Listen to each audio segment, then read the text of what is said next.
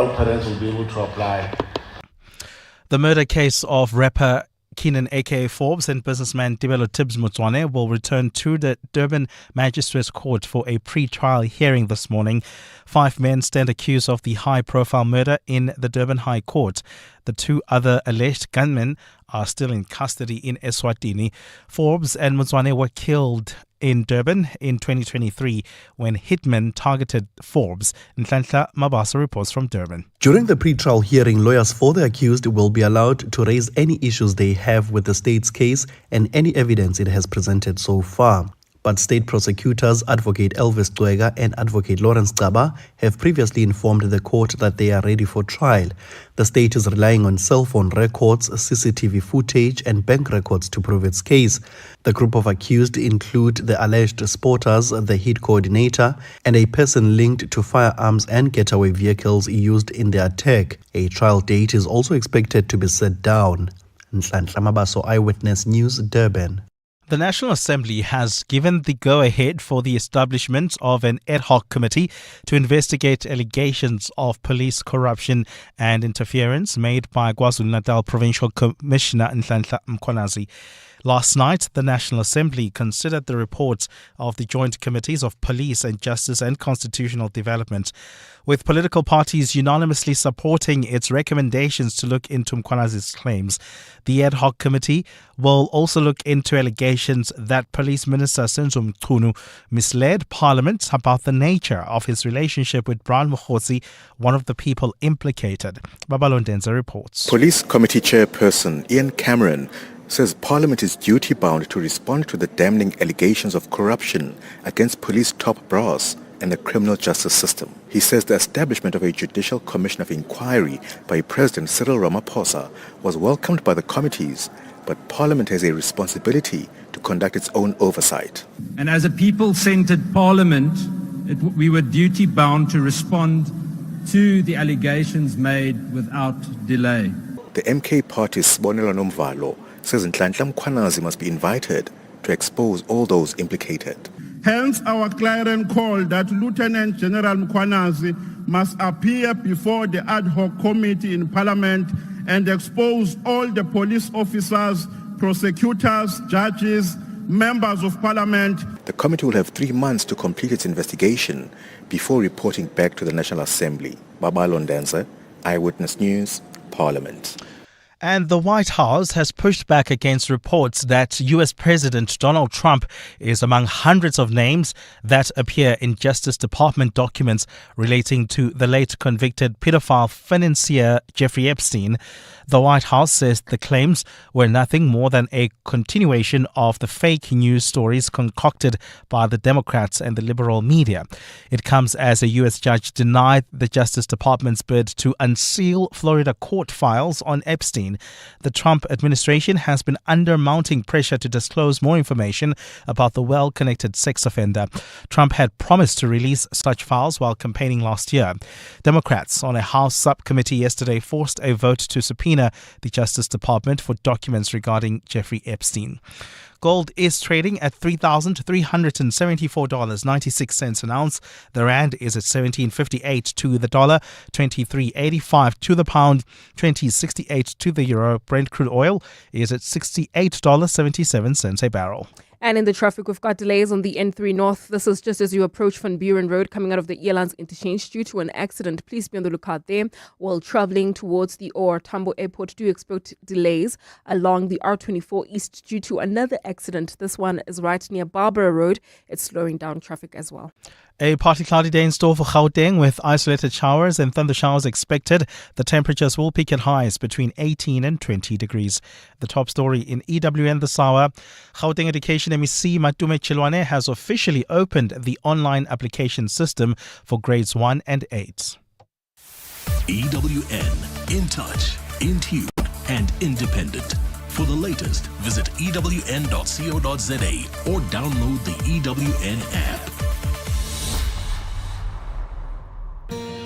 Walk for something greater in the 702 Walk the Talk, hosted by Freedom Park in the city of Tshwane.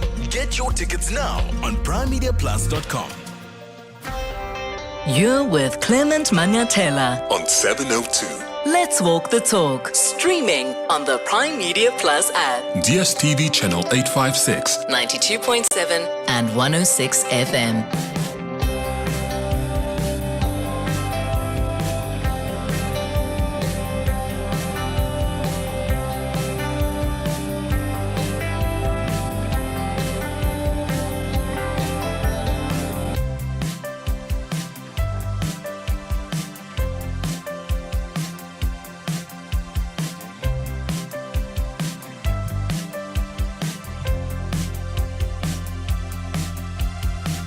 Seven minutes after 9 o'clock. Dumelang, welcome to the Thursday edition of the Clement Manyathela Show. It's wonderful to have you with us here on 702.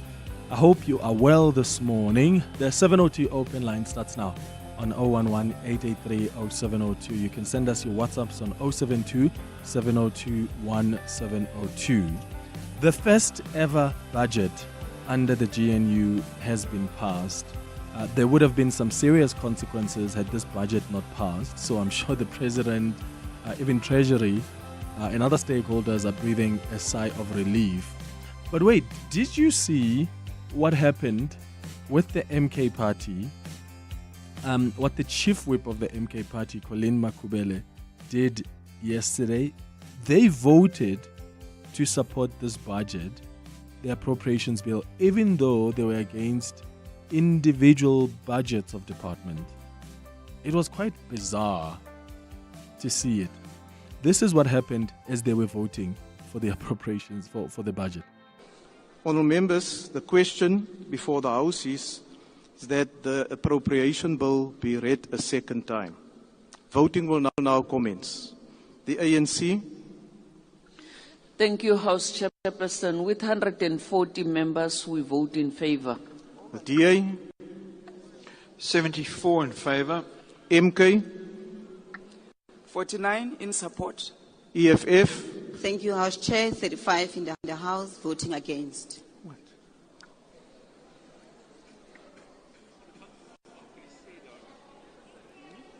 Now you can hear in the background, everybody is surprised, right? So, Order, honourable members, MK may I just go back to MK? Can you clarify the number of votes, please? 49. 49? Yes. Against? Say, in support. In support. Yes. So, do you hear that? So, I mean, even the chair, Mr. Frolik, was surprised that, Aibo, these guys have been voting for against individual budgets, and now they're supporting the appropriations bill? It was weird. So that's why he went back to them and said, are you sure? And they're like, yes, we are voting in support. But guess what? That was a mistake. They mistakenly voted for the budget thinking that the vote was something else. So they had to take back the vote. There's a hand, Chair. There's a hand, Chair. Budget approved. There's a hand, Chair. Budget approved. Order, honourable members. Order, honourable members. Order. Yes, Honourable Chief Whip of MK. Chair, I thought we were dealing with the fourth order, the ad hoc committee. We thought it's the ad hoc committee for the Mkhwanazi No, matter. honourable members. So You should have paid attention. Order, honourable members. Chair, Order. they can Order, get honourable- excited, it's okay. Just wait. Honourable members. Honourable hearing. Once they come Yes, Chief down, Whip. thank you. They can come down because we are rejecting this. We are changing our vote. Don't see when it comes. That was the Order. confusion. Thank you. Order, honourable members. It's quite clear there's some confusion, You should In have been terms of inducted the vote. before you came here. right? No, just calm down. Honourable. Oh my goodness, Parliament is so funny. Anyway, there was a mistake that they made, Shem. These things happen, okay? I'm not really too critical of this moment. I think it was just a moment of confusion. I don't know what it communicates to you. You can share your thoughts on 011-883-0702. Are you also breathing a sigh of relief? What did you make of the developments in Parliament yesterday? Also, what we're going to do on the open line this morning is also have a conversation about the 8 ANC Youth League leaders in Gauteng who were appointed to the boards of Gauteng's public hospitals. Are these youth leaders qualified to sit on the boards? Do they bring the requisite experience to help steer this critical healthcare system? The health department still doesn't want to talk to us, so we'll speak to Action SA and the DA about that. I don't know what's weird about them not wanting to talk to us, because this is very easy. There's no suggestion here that the people that have been appointed to these boards are not qualified. We just want to satisfy ourselves that they are. Because if history is anything to go by, the ANC has used these boards and some institutions to put in their people even when they have no business being there. And that's why some state institutions have collapsed, because people who have been placed there in the past, some of them didn't know what they were doing. It was just cronism. It was the patronage system. So I want to make sure that we are not dealing with the same thing here. So, but the health department doesn't want to come and justify or even defend these 8 ANC Youth League leaders that are now on the boards of Gauteng's public hospitals. At 10 o'clock, we're going to do the Hanging Out feature. And today I'm hanging out with Dr Sizwe Mpofu-Walsh. He's a hip-hop artist. He's an author. He's a lecturer. He has done radio broadcasting before. He's done TV hosting. He hosts a very incredible podcast. And in all of this, he's still a husband and a father. So we're going to get to know him better between 10 and 11 o'clock. And then at 11 o'clock, we are going to look at this U.S.-South Africa Bilateral Relations Review Act. It's a bill that could review U.S.-South Africa relations and potentially impose sanctions on senior ANC officials. So what you may have seen yesterday is that the bill has cleared its first legislative hurdle when it was passed by the House Foreign Affairs Committee on Tuesday. I think it was a 34-16 vote. But it still has a long way to go, right? But the fact that the bill was elevated from committee to Congress is an important development. The fact that it's advanced from committee to Congress now, the House will have to vote, the Senate will have to vote, and if it passes the House, it goes to the Senate. If it passes the Senate after intense debate, and then goes to the President for his signature. But is there broad bipartisan support, and what are the processes that are going to follow? And where the hell is South Africa in all of this? I mean, it looks like the only people that are speaking here are the people who want this bill passed. There is a communications vacuum on the part of Pretoria in Washington, D.C. I mean, we've got 30% tariffs that are coming up on the 1st of August, and maybe those negotiations are underway behind the scenes. But who is speaking for us in Washington, D.C. to make sure that they get even congressmen to understand that this is the wrong way to go? Try stop the bill from even going to the House and to the Senate. Who's speaking for us? And people I speak to in D.C. are like, South Africa is nowhere to be seen. Apparently, even on open days, you know, when embassies have open days, someone said to me, the embassy of South Africa is closed when they do events like that, when other embassies have open days. That is weird. This is a crucial moment that requires diplomacy. Who's doing that for us? Where is Mcebisi Jonas, who's our presidential envoy? We are told he does background work here. This is not a time to do background work. This is a time to be on the ground in Washington, D.C. So what's happening there? That's going to be part of our conversation between 11 and 12 o'clock. That's the show coming up over the next 3 hours. Clement Manyathela, streaming on the Prime Media Plus app. DSTV channel 856, 92.7 and 106 FM. 15 minutes after 9 o'clock. I want to quickly bring in Dr. Kgosi Letlape, who's the Action SA Member of Parliament. In fact, he's one of the people that blew the whistle on these ANC Youth League leaders in Gauteng that have been appointed to the boards of Gauteng's public hospitals. Yeah, Dr. Letlape joins us now on the line. Thank you for making time for us, Dr. Letlape. Good morning. Good morning to you and good morning to the listeners. What concerned you the most when you saw that there are about 8 leaders of the ANC Youth League in Gauteng who have been appointed to the boards of Gauteng's public hospitals? What concerned me is the issue of value add. What skills do they bring to the board? What are the requirements in terms of the skills that are needed and do they fit those requirements? I have no problem with deployment as long as people have the competencies for what is required. Have you asked the health department in Gauteng if these people have the competency? I spoke to the ANC Youth League leader, one of the leaders in Gauteng, and he indicated to me that one of the people, for instance, doesn't even have a post-matric qualification but has some kind of experience. So was there any justification from the health department? Because they don't want to come and talk to us and explain how this process unfolded. Well, I will be taking it up in the Portfolio Health Committee in Parliament, and I will be asking our 3 MPLs in the Gauteng legislature to take the matter up so that explanations can be provided. We can't be subjected to what happened in higher education. Yeah. We need proper processes. People need to understand that all these positions should be available to the right people in society so that we can get guidance and oversight on our hospitals. If you remember, there have been tender challenges in Gauteng in particular, and there seems to be connections back to people that are inside the movement. When we now get strategic deployment that is of no value for the purpose of the institution, we all should be concerned. Yeah, okay.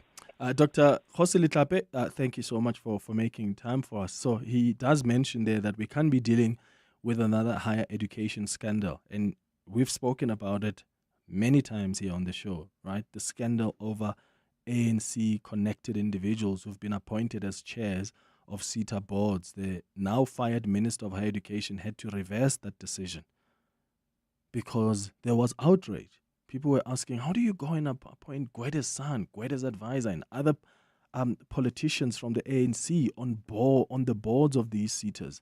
And because of that, we need to be even more cautious and ask serious questions when we start seeing ANC comrades dominating boards. That's not to say people who are aligned to the ANC or are members of the ANC or leaders of the ANC who are qualified and have the requisite experience shouldn't be sitting on these boards. We're dealing with an ANC that has abused these positions in the past. So we need to be extra careful. That's why the question is, do these PEC members of the ANC Youth League in Gauteng, do they bring in the requisite experience that is necessary to steer this critical healthcare system? You know about the challenges in our public hospitals. So you need people who actually understand that. I mean, even the advert for the board nomination stipulates that applicants must be professionals with expertise in legal, finance, management, governance, medicine, and health-related backgrounds. And we just want to make sure that these people meet that criteria. But guess what? The health department doesn't want to come and answer that question. Jack Bloom is the DA Gauteng Shadow Health MEC joining us on the line. Jack, thank you for your time. Hi. Good morning. Good to be with you. So the health department won't speak to us. Are they speaking to you? Have they responded to you? Because I know you have raised the same issues. Well, look, I think it's very suspicious that they don't want to publicly engage on this. I did write to the chairperson of the Gauteng Legislature's Health Committee, and he's agreed to put it on the committee's agenda.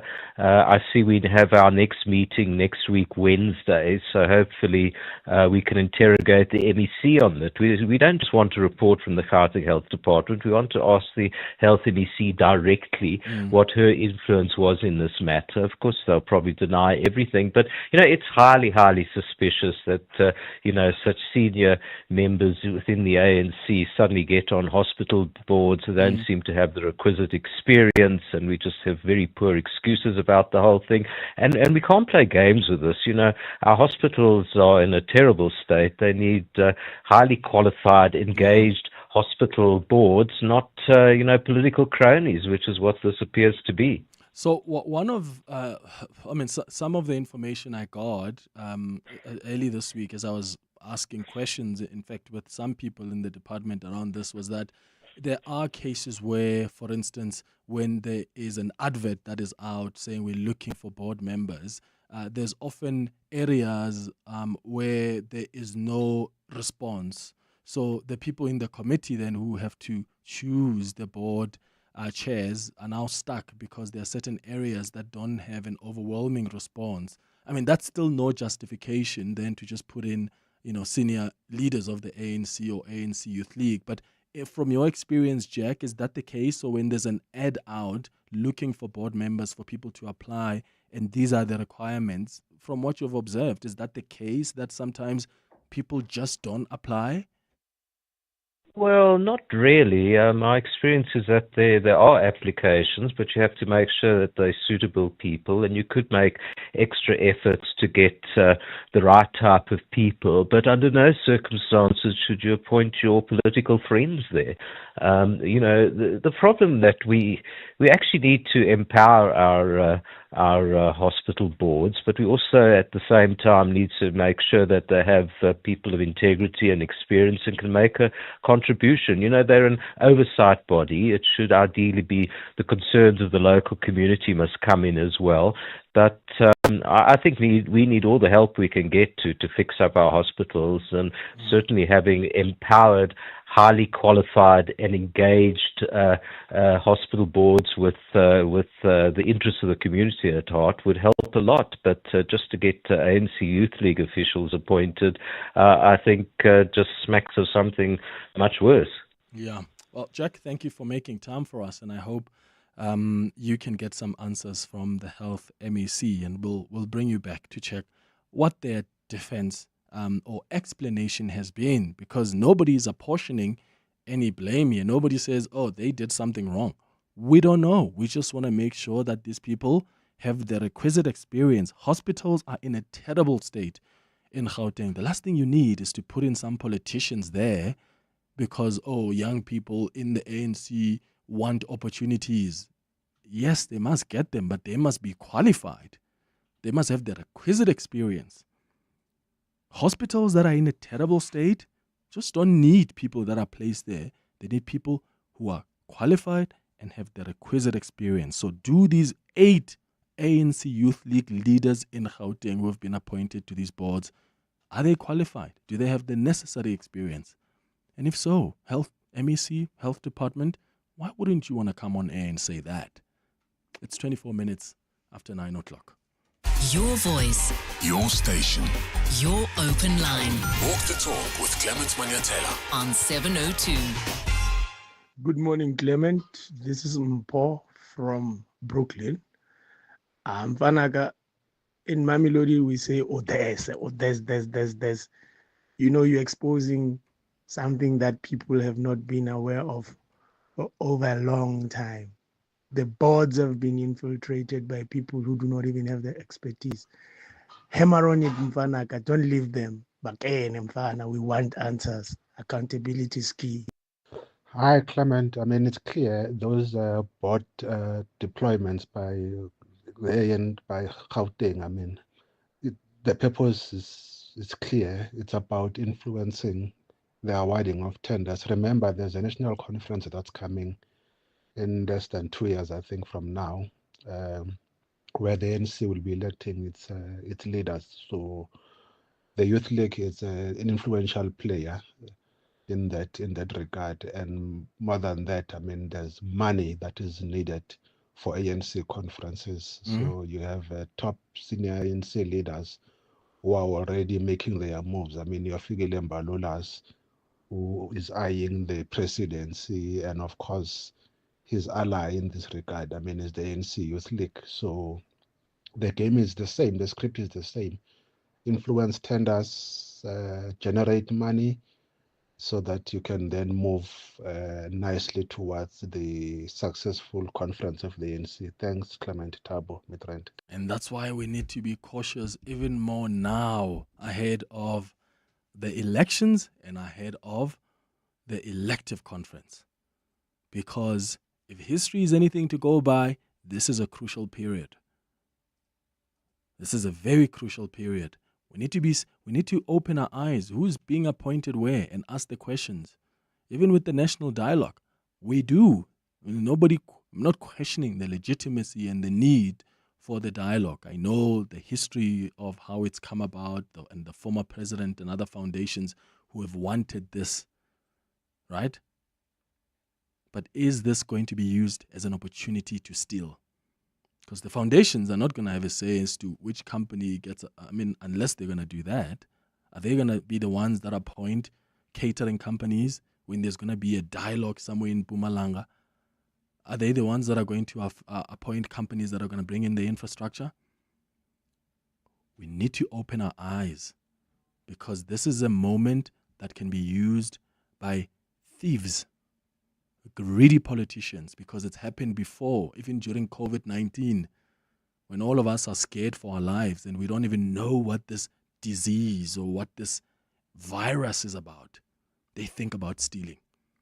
We've seen it when we were burying the former president Nelson Mandela. When all of us are sad and we're thinking about how is this person going to be given a dignified send-off, they're thinking of stealing. What makes it different this time around? Huh?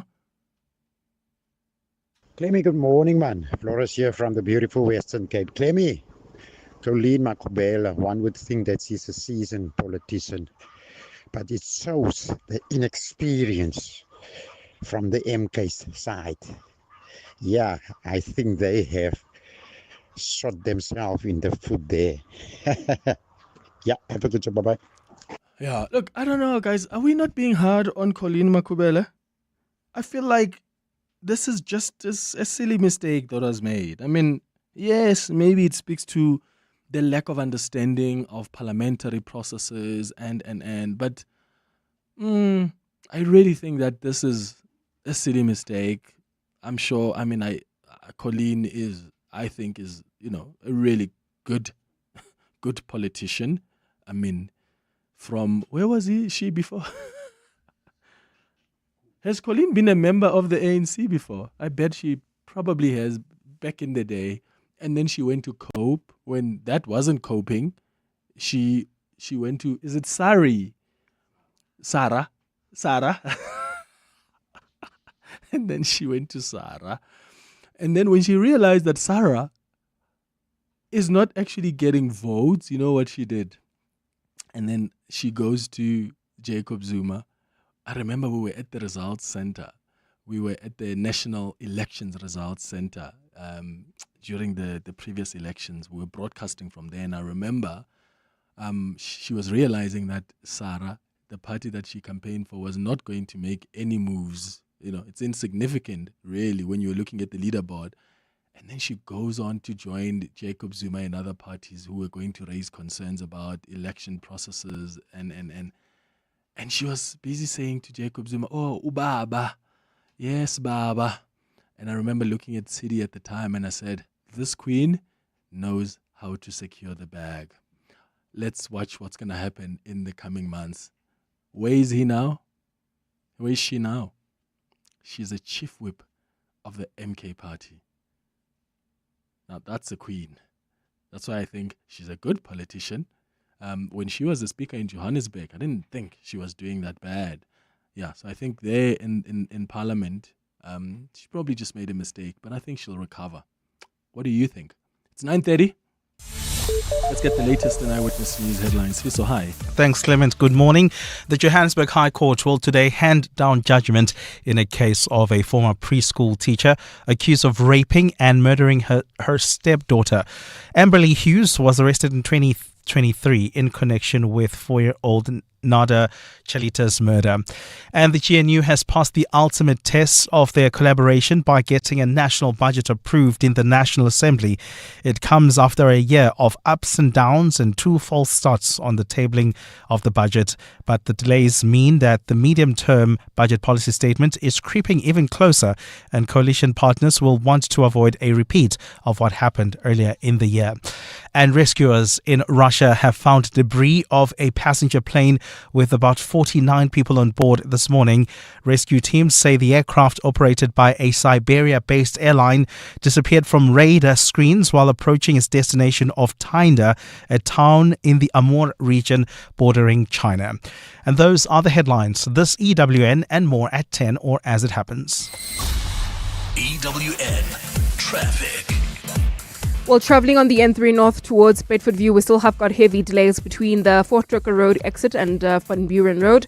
While heading towards the Kilulis interchange, do expect delays just as you come out of Edenville Road, out on the R24 as well as the N12 West towards the Kilulis interchange. Travelling towards Tembisa, those roadworks are back up again on the R21 North, and they are causing delays between the R25 and the R23. Please be on the lookout there and approach with care. If you want to avoid these roadworks, you can use the N1 North instead. While traveling on the Mike 1 North, this is towards Santon, we've got roadworks taking place near Grayston Drive. They are causing delays coming out of Corlett Drive. There's also queuing traffic along the N1 North between Winnie Mandela Drive and Rivonia Road. Do expect delays in the city of Tshwane along the R80 East approaching Esquiampahlele exit. We do know that traffic lights are out of order right at the R80 as well as Esquiampahlele, and that's the reason for that queue in Mountain View coming out of Bremer. I'll have more updates for you, but if you see anything else, we are on X at EWN Traffic. There's more EWN on air, online, and on the EWN app. Africa Milani. Weekday mornings, 4 to 6. What is the purpose of this surcharge? What was the city intending to use the money for? When the budget was presented, these tariff charges weren't something that was mentioned up front. That is something which we gauged by engagement yesterday with some of the residents of Tembisa. They spoke directly to the fact of the lack of responsiveness by the current ANC, EFF and Action SA coalition, specifically when they presented the city's budgets through the IDP consultation process. Brandon Pretorius is the DA's caucus leader. Africa Milani. 4 to 6 on 702. Want to celebrate Women's Day in style? Then get your tickets as Grammy Award winning singers Anthony Hamilton and Joe Thomas come together to celebrate the incredible women of Mzansi on the 9th of August. Happening at the iconic DP World Wanderers Stadium in Sandton. They'll be joined by South Africa's multi-award winning singers, the incomparable Zonke, Sjava and Vusinova. Get your tickets now on CompuTicket or webtickets.co.za. Brought to you by Soulful Night, Vertex Events and 702. Basketball fans, you're invited to step onto the court, dribble, pass, and shoot to unbelievable rewards with Hollywood Bets. Do you have what it takes to beat the buzzer, bury the shot, and clinch the victory? Get your head in the game and dive into a broad selection of action-packed basketball tournaments and fixtures that will keep you on the edge of your seat. Your slam dunk moment could be just a hoop away. Bet now. Hollywood Sportsbook is a licensed betting operator. Hollywood Bet supports responsible gambling. No persons under the age of 18 years are permitted to gamble. Winners know when to stop. South African Responsible Gambling Foundation toll-free counselling line 0800 006 008 or WhatsApp HELP to 076 675 0710. At the heart of global conversations shaping our future, Africa's voice is more important than ever. As proud lead sponsor of the B20, the Standard Bank Group is honored to showcase the continent's growth, partnerships, and potential on the world stage. Because driving Africa's growth isn't just our ambition, it's our purpose. Tune in every Monday from 3 p.m. for the Standard Bank B20 In Brief for key insights and updates around the B20. Standard Bank is an authorized FSP and registered credit provider. 702 Walk the Talk is close approaching. Are you ready to join us for a great family day out? Well, it's happening this Sunday, hosted by Freedom Park in the city of Tshwane. Remember, there's no parking at Freedom Park or at the Union buildings, so plan ahead and use our convenient park and ride options. In Pretoria, you can hop on at Unisa, Menlyn and Fountains Valley. In Joburg, catch your bus at Mall of Africa, Monte Casino, Melrose Arch or Sandton City. Buses start running at 6 a.m. and the last ride leaves the Union buildings at 4:30 p.m. Book your tickets now at primemediaplus.com and we'll see you on the route. 702 Walk the Talk, proudly hosted by Freedom Park in the city of Tshwane. Your voice, your station, your open line. Walk the Talk with Clement Manyathela on 702. 24 minutes before 10 o'clock. Someone has just tweeted me and suggested that Clement, maybe what we need to do is to review, like imagine you review all the boards of hospitals in Gauteng. Or you take it further, you review other boards of other, because there are state-owned entities that we normally focus on, right, or state institutions. But what about those that we never really talk about? Those that are not big enough, that are never in the media. What do you think is happening there? And maybe that's an opportunity. And that's why we need opposition. Because if you don't have people like Mr. Letlape from Dr. Letlape from Action SA, or you don't have people like Jack Bloom from the Democratic Alliance, who will put pressure and ask questions there in Parliament, if you don't have the media that is asking the questions, then can you imagine what's happening there? You know, some small entities out there, or some hospitals that are riddled with politicians who are on the board, some of whom may probably not even know what they're doing. That's an idea.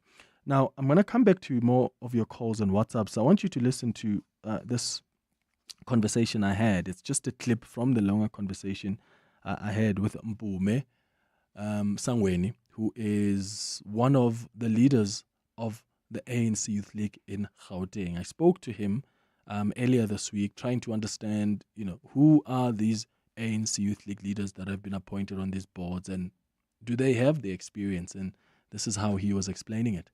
Can you confirm that all of these ANC Youth League PEC members, do they have qualifications? Yeah, they do have. So my understanding is that there's one person who doesn't. There's only one person who does not have the qualification. So how did they make it? No, remember, the advert says you also community leaders can apply, So that person under that category, then they form part of the advertisement. So if you check, out of the 8, all of us have some form of formal education. It's only one member. That member also forms part of the category that says community leader. Because remember, but what experience does it? Because I could raise my hand and say I'm a community leader, but what expertise and experience am I bringing to the board of a public hospital? How am I going to help? Yeah, remember the function of a board is to guide the management of the hospital and to bridge a gap between the hospital management and the community. So there must still be an understanding of the health system. Exactly, right? But not just the health system. Not just the health system. Even as a community leader, your responsibility, for example, our communities have been complaining that their complaints are not taken seriously and all those things. So if you are a community leader, you know how to engage. Your stakeholder relations or stakeholder management skills are better off than a person who had studied finance, So that is why you then find that one leader, and it's not just one leader of the PEC Youth League, of the ANC Youth League. If you check everyone out of the 220 members who were appointed, let's go and check their CVs. You'd still find other community leaders there. So we don't understand why. So what experience does your leader bring? So the PEC member who's from the community, you're saying, right?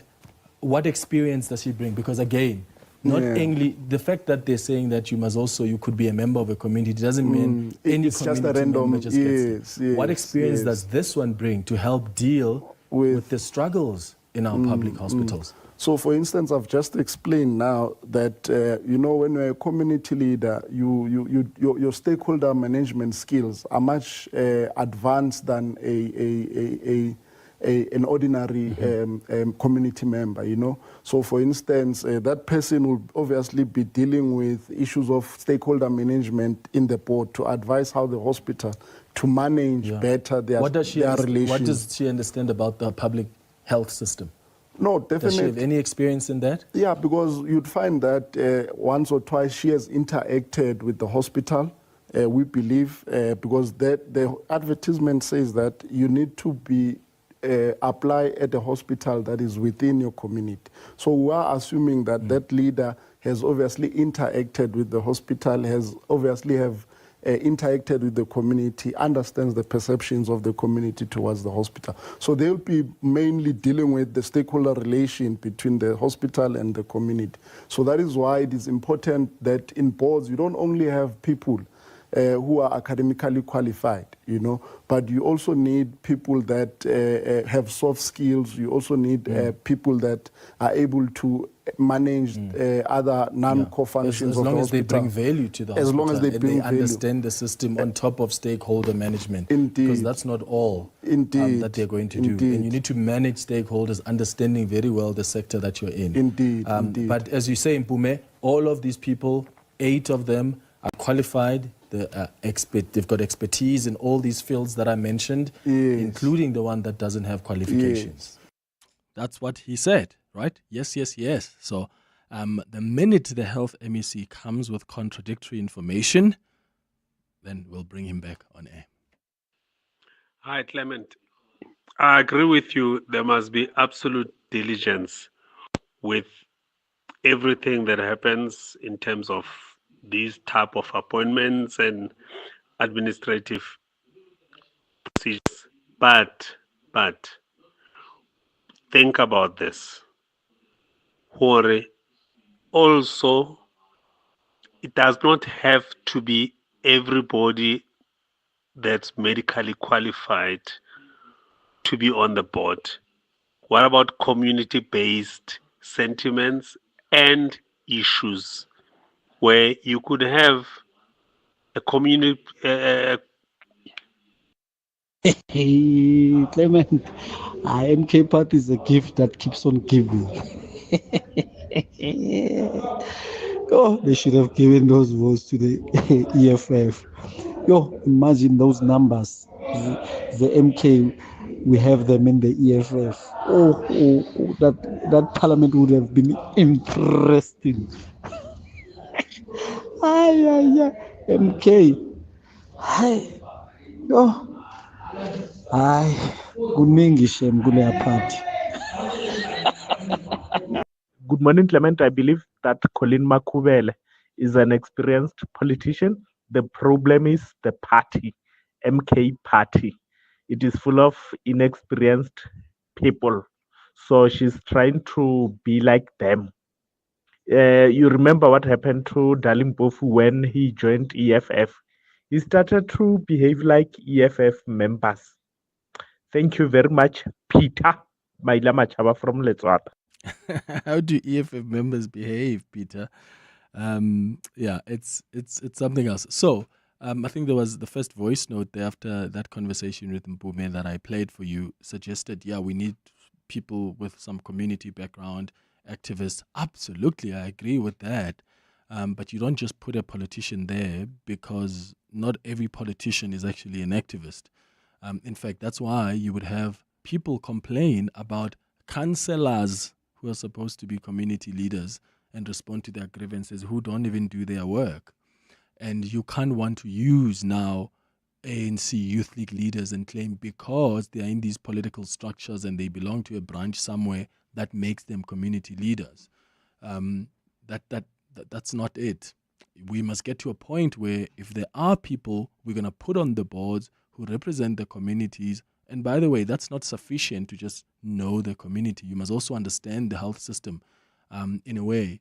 But if you're going to go after those people, then get the legitimate, genuine community leaders and not people who are part of political structures, I suppose is the point I was making. 702 delivers on the matters that matter to you. I'm Nathan Ilunga. I'm Congolese, and one thing I love about 702 is the open line on Clement Manyathela Show and the healing hour. Overall, what I like most about the station is the different topic they cover. They broaden your mind and push you to think. They help you to become a critical thinker. So that's why I listen to 702. Thank you for sharing your thoughts. so we can deliver more on what matters to you. 702 listens. Let's walk the talk. You could smash that snooze button for the 7th time. Or you could grab the new Berry Blue sports drink from ANCYL and get moving. Blue has never tasted so good. Bursting with bold berry flavor, packed with electrolytes and vitamins, and free from colorants. ANCYL sports and power drinks. Let's move. And they're off. Little too young, barely two, racing injured. Here comes whipped into shape, running on pain. Duct tape dreams on the outside, tongue-tied and terrified. And now discarded glory, limping to avoid the glue truck. It's beaten again, crop flying, lungs bleeding. And it's doped up glory, gets it by a nose. Now that's racing. Cruelty is staining horse racing. The NSPCA is calling for the industry to sign their racing code of conduct. Show your support at nspca.co.za/rein in the pain. Heads up, Gauteng motorists. SANRAL is implementing nighttime roadworks on the N3 between Geldernes and Buccleuch from May 20th, 2025 to January 31st, 2027. Expect partial lane closures from 8 p.m. to 5 a.m. One lane will stay open in each direction. Please plan your trips, slow down and follow all signs and signals, and exercise caution when navigating affected areas. SANRAL remains committed to improving safety and the quality of our national roads. SANRAL, an agency of the Department of Transport. Mom, Dad, you're not gonna believe this. What's up, bud? Luke's family has a kitchen. Okay. Like a real one, with knives and a sink for dishes. His mom was just standing there, making food with her hands. There was a fridge full of vegetables, even broccoli. Not broccoli. Oh, the horror. Who needs a kitchen? Simply spend 200 Rand or more and you could win Simply Asia for a year. T's and C's apply. Simply Asia, connecting the Thai way. Your voice, Your station. your open line Walk the talk with Clement Manyathela. on 702. 13 minutes before 10 o'clock. Morning, Clement. Yeah, I also support the recent caller who says the whole Gauteng hospital must be investigated. So please. I also a resident in Far East in Springs. So we want the investigation here in Far East Hospital and Polusong Hospital because those people, they don't have any experience for that job. Yes, morning, Clement. Clement, clinic committees like your CPFs, all these government structures, oversight structures, where people volunteer to assist in doing oversight on service delivery. It's very important that we have capacity. And a capacity from whether the Youth League or the ANC leaders or whatever it is, it's very important. The volunteer structure, we need capacity. People get into those structures and they do nothing. Thank you. Morning, Clement. Clement, Madimej. Hi. It's nothing that we are talking about now. The whole of Gauteng, the list said about Telle Mokharane. Board members, they are members of the ANC, who some of them, they hardly have grade 10. It's a shame. Anonymous from Katlego. All that they do is to employ those board members. They employ their fellow comrades, ANC comrades. That's it. Morning, Clement. That guy there is wasting our time. Remember, some of us went to school under very difficult conditions. So there's no way you can be a leader if you have not been led from a very young age at a primary school, secondary school, and the further the better. But to come here and say somebody's a community leader who wants to lead people is just to really embezzle funds and nothing else. This is Jack Mtleni from Amaskara. Hi, Clement and the team. Boards should be guided by corporate governance principles. If you don't want to be guided by those principles, then you don't need a board, or you shouldn't have a board. Thanks, David. Good morning, Clement. So I think people must remember that having a university qualification doesn't necessarily mean you have all the experience needed to sit on the board. Understand? So you may have a university qualification, but do you have proven experience? What are you bringing to the board? What competencies are you bringing? Because having a university qualification doesn't necessarily mean you have the competencies to sit on the board. Understand? So, cadre deployment, ANC. Oh my gosh! I accept it. Yeah, no, I'm done with the ANC. Thanks for a great show, Clement. Great here in Parktown. Greg, you're right. Competency is quite key, right? And even, for instance, you could have someone with a master's, and in fact, that's one of the questions I asked Mpume, this ANC Youth League leader in Gauteng. I asked about the people, because he mentioned a guy who has got a master's, I think he's got a degree in finance or something, and I was asking about, but are they an expert? Because remember, the advert for the board nomination stipulates that the applicants must be professionals with expertise in legal, finance, management, governance, medicine, or health-related backgrounds. So, one, being a professional is not sufficient. It's like just saying I've got a degree in this thing is not sufficient. But how much experience do you have? But also, again, having a qualification doesn't mean you've got competency, right? Again, you could be a community leader, and you're sitting on the board, and maybe you don't have a post-matric qualification. This ANC Youth League leader says this advert didn't require everybody to have a post-matric qualification, but there's one person who doesn't have a post-matric qualification. So what was the expectation, though, from the committee? We can't know that because the health department doesn't want to come talk to us. But I do think it's important that even as a community leader, you must have some understanding of the health system. And if you don't have a post-matric qualification, you must still be able to navigate and have the conversations that will take place at the board level. I mean, when they're talking about budgets, do you actually understand what's being discussed there? Like when you are being placed in a committee that's going to deal with a particular issue, do you actually understand it? Because your role in that board is not just going to be about you being a buffer between the hospital and the community. If anything, there are some discussions you're going to have at that board level that are going to require to have some knowledge. So a young person, especially young people these days, when government can, and I know government doesn't give everybody NSFAS because the need is much greater than how much government allocates for funding for people who come from poor backgrounds. But in this day and age, as a young person who's got other opportunities, how do you explain that? Especially if you've had other opportunities available to you and you've still not taken it. It's like what I've said about some politicians. You have been a politician for so long, you've been getting paid, you've been a member of parliament, you still have a matric. Come on. How? You're telling me you couldn't save some money as you've been a member of parliament and you've gone through all these positions. You couldn't save some money to go do some 3 months course, 6 months course. John Steenhuisen at least is now registered, I think, go UNISA. I mean, about time. That's great to hear.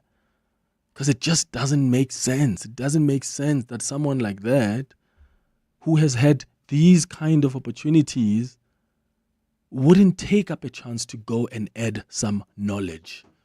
Just add some knowledge about something. Go do a certificate in something. Go do a diploma in something. Take up something, your own interests. But hey, let's wait and see how the MEC is going to justify and defend the appointment of these ANC Youth League leaders. We must check that and see, were they qualified? What were the expectations? What was the committee looking at? Because the committee looked at the CV, so they knew that these are people who are leaders of the ANC Youth League in the province. And if they didn't disclose that, that would also be suspicious. So I'd like to know what expertise they have. And not because we're trying to go around and police black excellence, but because we're dealing here with a party that has abused these systems before. Good morning, Clement. You're speaking to Marisa from Lenasia. Based on community leaders, you start first by volunteering. And during the process of volunteering, it's more like you're gaining experience there. So more like when they appoint those people there, these people, they get a better language to the communities because communities understand them. Not necessarily mean that people must have qualifications, but the language it talks a lot about community leaders because they are so indulged in many sectors, community services, clinics, when there's a need for them to go there, you understand? So it does contribute a lot to community to have people that they understand. Because I myself am a community leader. Good morning, Clement. It's Mam Tandi from Pretoria East. Clement, now we understand why our hospitals are like this and why there is so much corruption. And people who are trying to fix whatever is happening, they're being killed. Right now, as a public, I do not know who killed Babita. Yes, the perpetrators were arrested, but who ordered the hit? A young man, very young, highly qualified, died 2 weeks ago. Do you think we will ever know who ordered the hit? Even today, we do not know. ANC, all ANC, from the president to the lowest rank of the ANC member, they must be arrested. In Dr. Clement Manyathela, I think it's important for people to understand that once you are on the board, you are going to be dealing with complex information. Exactly. So a certain level of education, I think, is critical for you to be able to analyze information critically, but also have the ability and capability to assess, statistics, data, strategy. It's really, really, really, really complex. And for those who are saying that you don't need education, it does not also mean that if you're a community member, you shouldn't have qualifications. We're in a different time of our lives. Our South Africans need to understand that for us to really, really progress into this reimagined future, we need to have some kind of knowledge and an intellectual ability, even if it's grounded within the Pan-African thought, but it has to be there. Lekgetho Makola. Lekgetho, I agree with you. And nobody says that, if you don't have a degree, then that means you are dumb. No, nobody's saying that. Saying if you're going to be sitting on a board of a hospital, there are complex issues that are discussed there. So you need some level of education somehow. Because even when you go study a particular course, there are some core subjects, basic subjects or modules that are at least going to help you. Whether you're doing research or you're doing strategic communication, whatever it is, you're getting some basic education that will come a long way in that responsibility of yours. So it's still important to be aware of the system itself. Your role in the board is not to just, take whatever the community says to the board, take what the board says to the community. I would imagine it doesn't work like that. And this idea that people are not applying for these posts, I wonder, because I'm getting messages here of people who say, but where are those posts? Please tell us, because we are here, we can apply, and we have got the qualifications, we've got the experience, we've got the knowledge of the healthcare system. Maybe the health department needs to do more work in advertising these posts for board members in Gauteng's hospitals. My family's struggling with snotty noses and phlegmy coughs. Oh no! Have you tried ACC? ACC 600 is a convenient one-a-day effervescent tablet from 14 years of age, or now also in a no-water-needed, fruity-flavored sherbet-like granules that dissolve in your mouth. Ideal for the on-the-go adult. Ask for ACC 600 effervescent or oral powder at your nearest pharmacy to get rid of the snotties and flemmings. And trust, if it doesn't say ACC, it's not ACC. From the 24th of July to the 27th of July, Decorex Joburg returns to the Sandton Convention Center, now spanning 5 halls. Explore over 300 brands, shop exclusive show specials, and discover the latest in interiors, kitchens and bathrooms and luxury finishes. Experience live interactive demos, expert LED talks, and the handmade Africa design market. There's something for every style, space and home. Book your tickets now at decorex.co.za or buy at the door. Dear Journal, day 4602 of trying to be an adult. My doctor asked me how my quality of rest is at the moment. I told him I have two problems. I struggle to sleep at night, but I also struggle to awake at day. Aggressively realizing your age? Get covered at pineapple.co.za. It's simple and like 19 Rand a day, so it's 100% the insurance for you. Underwritten by Old Mutual Alternative Risk Transfer Insurer Limited, a licensed non-life insurer and authorized FSP. Premiums are risk profile dependent. This is EWN. Good morning, I'm Sfiso Zulu. The Johannesburg High Court will today hand down judgment in the case of a former preschool teacher accused of raping and murdering her stepdaughter. Amberly Hughes was arrested in 2023 in connection with the murder of 4-year-old Nada Chalita. Hughes has pleaded not guilty to all charges. Ndozo Kumalo reports. In 2023, little Nada Chalita's body was found floating in a bathtub of the apartment where she lived with Amberly Hughes and her father. It is understood she was left in Hughes' care on the day she died. Hughes was arrested on the same day the little girl's body was discovered and has been behind bars since. During the trial, the court had heard of Hughes' volatile romantic relationship with the 4-year-old's father. The High Court was expected to hand down its judgment last week, but the matter was postponed due to Hughes' last-minute change in her legal representation. Dohozo Kumalo, Eyewitness News. Gauteng Education MEC Matume Chilwane has officially opened the online application system for grades 1 and 8. The department says there are more than 40,000 parents who are already in the queue to secure placement for their children. Parents have until the 29th of next month to submit their details and documents online. Chilwane says past problems have been sorted out. We've also improved our system as well. It can take up to 50,000 applicants per minute, so it will not crash. All parents will be able to apply. The GNU has passed the ultimate test of their collaboration by getting a national budget approved in the National Assembly. It comes after a year of ups and downs and 2 false starts of tabling the budget, but the delays mean that the medium-term budget policy statement is creeping even closer, and coalition partners will want to avoid a repeat of what happened earlier in the year.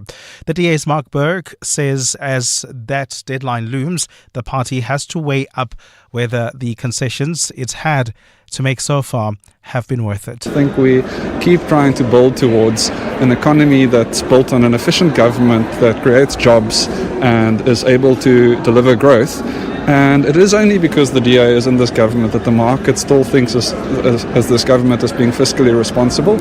He says with only 6 ministers in government, the impact of the DA can have in government is limited, but it's trying to steer its coalition partners to what it believes are more sensible economic policies. Unless we have some market-friendly policies implemented, we will see what we see now, which is 0.1% economic growth. And by the way, there's an open question as to whether if we didn't have this two-pot system where people were drawing down on their futures to pay for their present, whether we wouldn't now in fact be in a recession. And rescuers in Russia have found debris of a passenger plane with about 49 people on board this morning. Rescue teams say the aircraft, operated by a Siberia-based airline, disappeared from radar screens while approaching its destination of Tinda, which is a town in the Amur region bordering China. Authorities say preliminary data shows that there were 43 passengers, including 5 children and 6 crew members on board. Gold is trading at $3,374.96 an ounce. The rand is at 17.58 to the dollar, 23.85 to the pound, 20.68 to the euro. Brent crude oil is at $68.77 a barrel. And in the traffic, we've got delays on the N3 North. This is between the Elands Interchange and Van Buren Road due to a major accident scene. Please be on the lookout there and approach with care. If you are traveling on the N12 West, bumper-to-bumper traffic between Edenville Road and the Kilulis Interchange. There's also queuing traffic on the M1 South after Greyston Drive. This is due to another accident. A partly cloudy day in store for Gauteng with isolated showers and thunder showers expected. The temperatures will peak at highs between 18 and 20 degrees. The top story in EWN this hour: the Johannesburg High Court will today hand down judgment in a case of a former preschool teacher accused of raping and killing her stepdaughter. EWN, in touch, in tune and independent. For the latest, visit ewn.co.za or download the EWN app. Walk through history, walk with it. Sunday, 27 July, 7:02 Walk the Talk. Hosted by Freedom Park in the city of Tshwane. More on primemediaplus.com. You're with Clement Manyathela On 702. Let's Walk the Talk, streaming on the Prime Media Plus app, DSTV channel 856. 92.7 and 106 FM.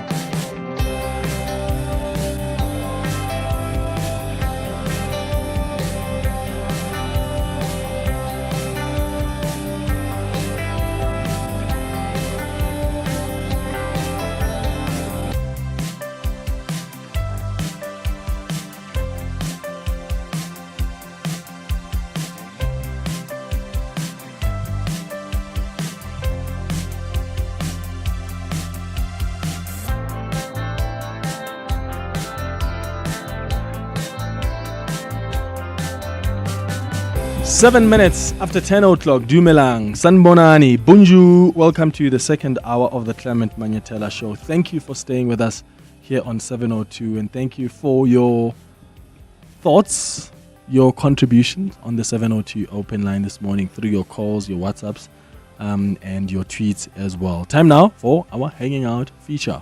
Hanging Out with Clement on 702. Let's Walk the Talk. And today I am hanging out with Dr. Sizwe Mpofu-Walsh. He is everything, really. He's a journalist. He is a hip hop artist. He's an author. He's a lecturer. You've done this show actually.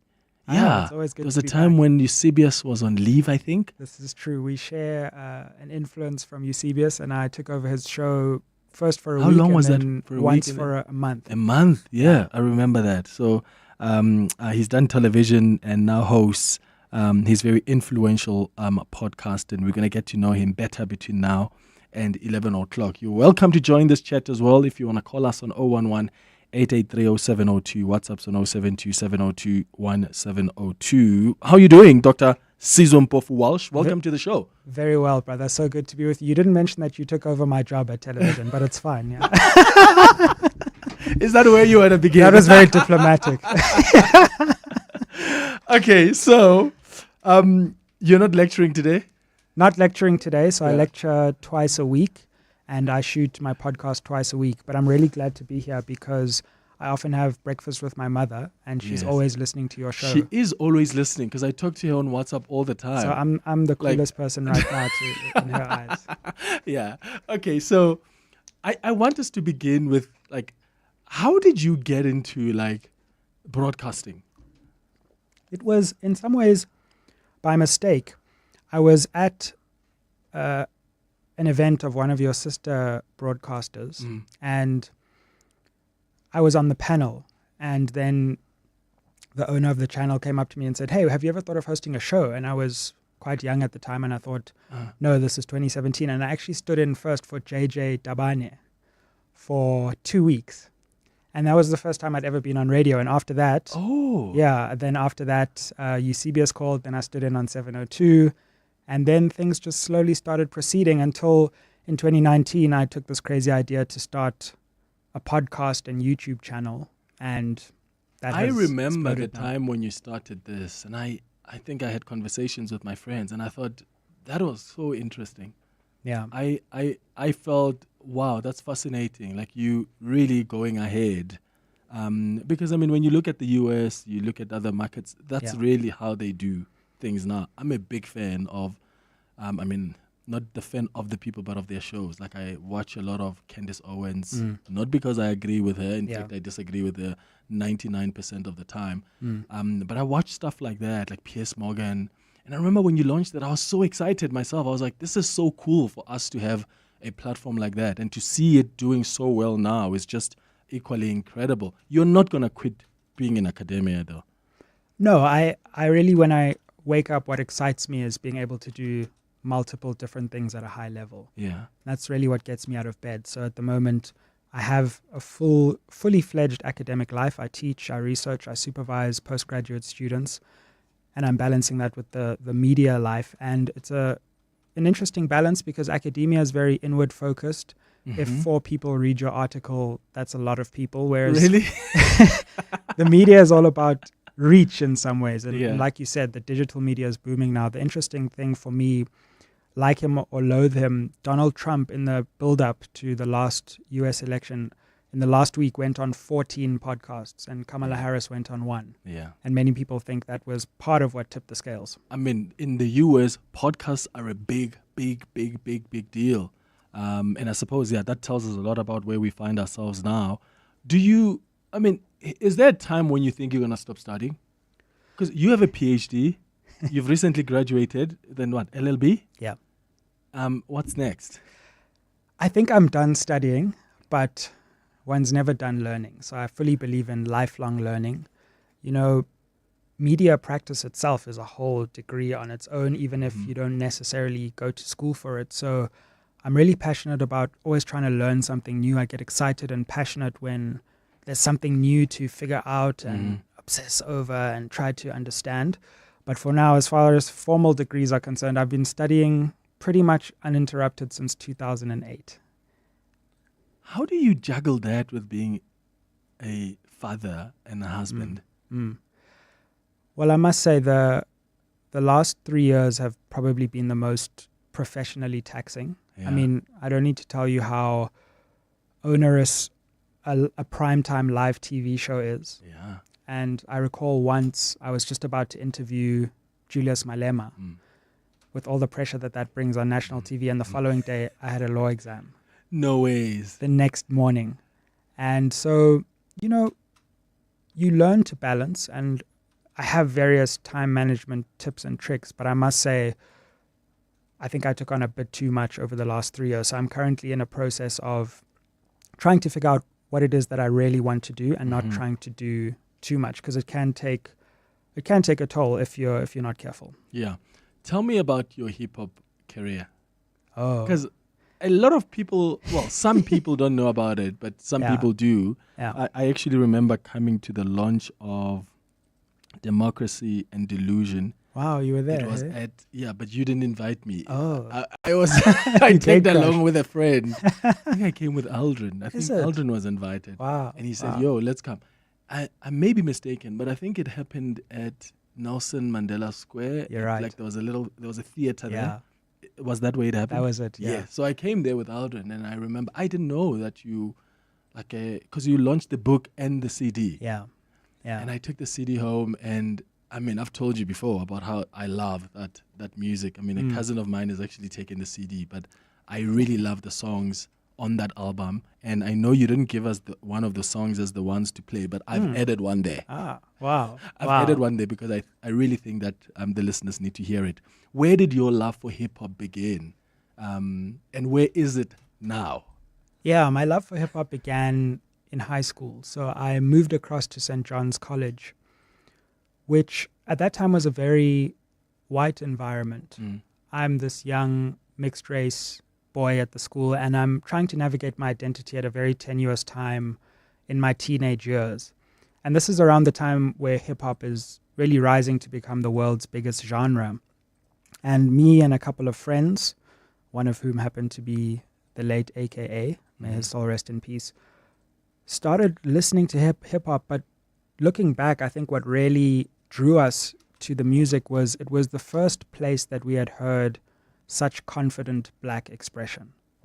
And in the environment that we were at the school, where it was 90% white at that time, it gave us an outlet to explore our identities and be confident in our identities, and also an outlet for artistic expression. And so together we learned how to rap, we learned how to beatbox, to the point where we ended up learning how to make songs. And we recorded a demo when we were 14, 15 years old.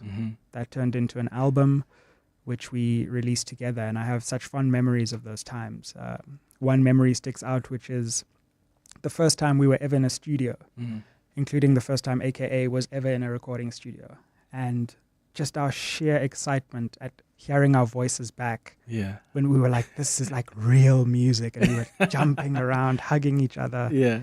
And so I treasure those memories. It was an innocent time and one of great exploration. Would you still explore that further now? Yeah. Or in future? Absolutely. Absolutely. It's just a question of, as you say, finding the time. Yeah. But I've never stopped loving music, and I actually have an entire album written for my wife. So it's a completely different love album. Have you released that? I've released one song, but I'm currently just thinking through like where I find the time to release it. But I've actually recorded 5 songs, which I'm sitting That's on. fine. What's the name of the song that you released? It's called In My Feels. In My Feels. Yeah, Okay. In My Feels. Yeah. Interesting. All right, here's another song that Sizwe released. It's actually one of my favorite, and I really wanted you guys to hear this. I have played it to you guys before, probably about 3 years ago on this show, but I'll play it again because that's how cool it is. You don't swear, right? On Mr. President? I'm not sure. I'll have to see. Well, let's see. I'll take the trouble Yeah, if you exactly. do.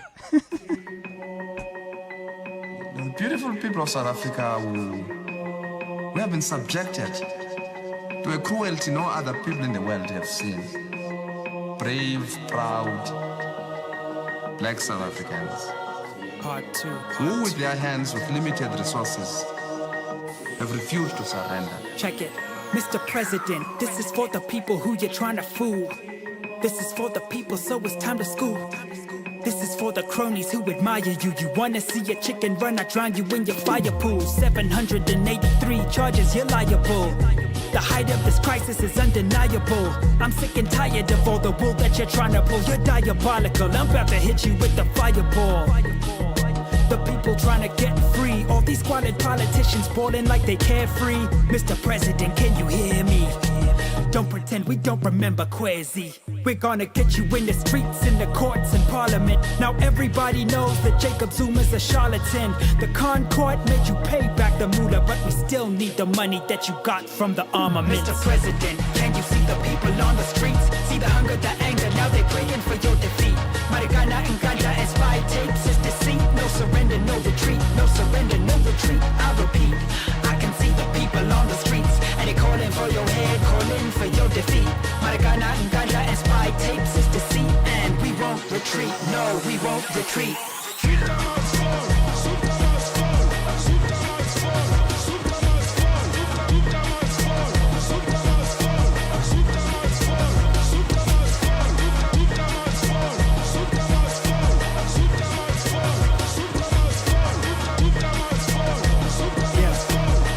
Talk from the heart. Mr. President, it's been a while since we last spoke. To think I once thought you were our last hope. Now your yesterdays outnumber your tomorrows. What do you think about when you're all alone? Mr. President, the walls are closing and you could have been a nobleman. Now the applause is growing thin, Mr. President. Can you see us crying for help? Do you see the light or are you blinding yourself? Mr. President, you desecrated the ANC. How could you abandon your bravery? How come you smile in our faces when you lie so blatantly? How can you trample all the graves of those who fought courageously? How many times we gotta say we can't afford the fees, Mr. President? They still discriminate racially. How much longer can the people be told to wait patiently? We need to be free from this slavery. Mr. President, can you see the people on the streets? See the hunger, the anger, now they're praying for your defeat. Marikana and Ganja and 5 tapes is deceit. No surrender, no retreat. No surrender, no retreat. I repeat, I can see the people on the streets, and they're calling for your head, calling for your defeat. Marikana and Ganja and 5 tapes is deceit, and we won't retreat. No, we won't retreat. Mr. President, can you see the people on the streets? See the hunger, the anger, now they're praying for your defeat. Marikana and Ganja and 5 tapes is deceit. No surrender, no retreat. No surrender, no retreat. I repeat, I can see the people on the streets, and they're calling for your head, calling for your defeat. Marikana and Ganja and 5 tapes is deceit, and we won't retreat. No, we won't retreat.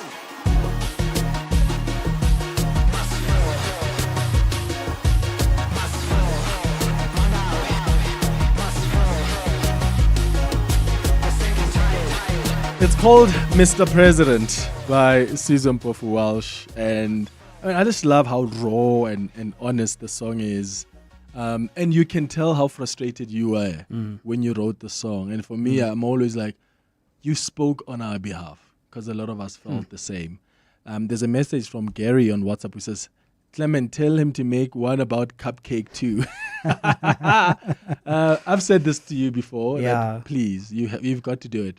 Are we going to premiere it on this show then? Can we? Please, if you write it, we have to premiere it on this show. There's more than enough material. That's more than enough material. Absolutely. 21 minutes after 10 o'clock.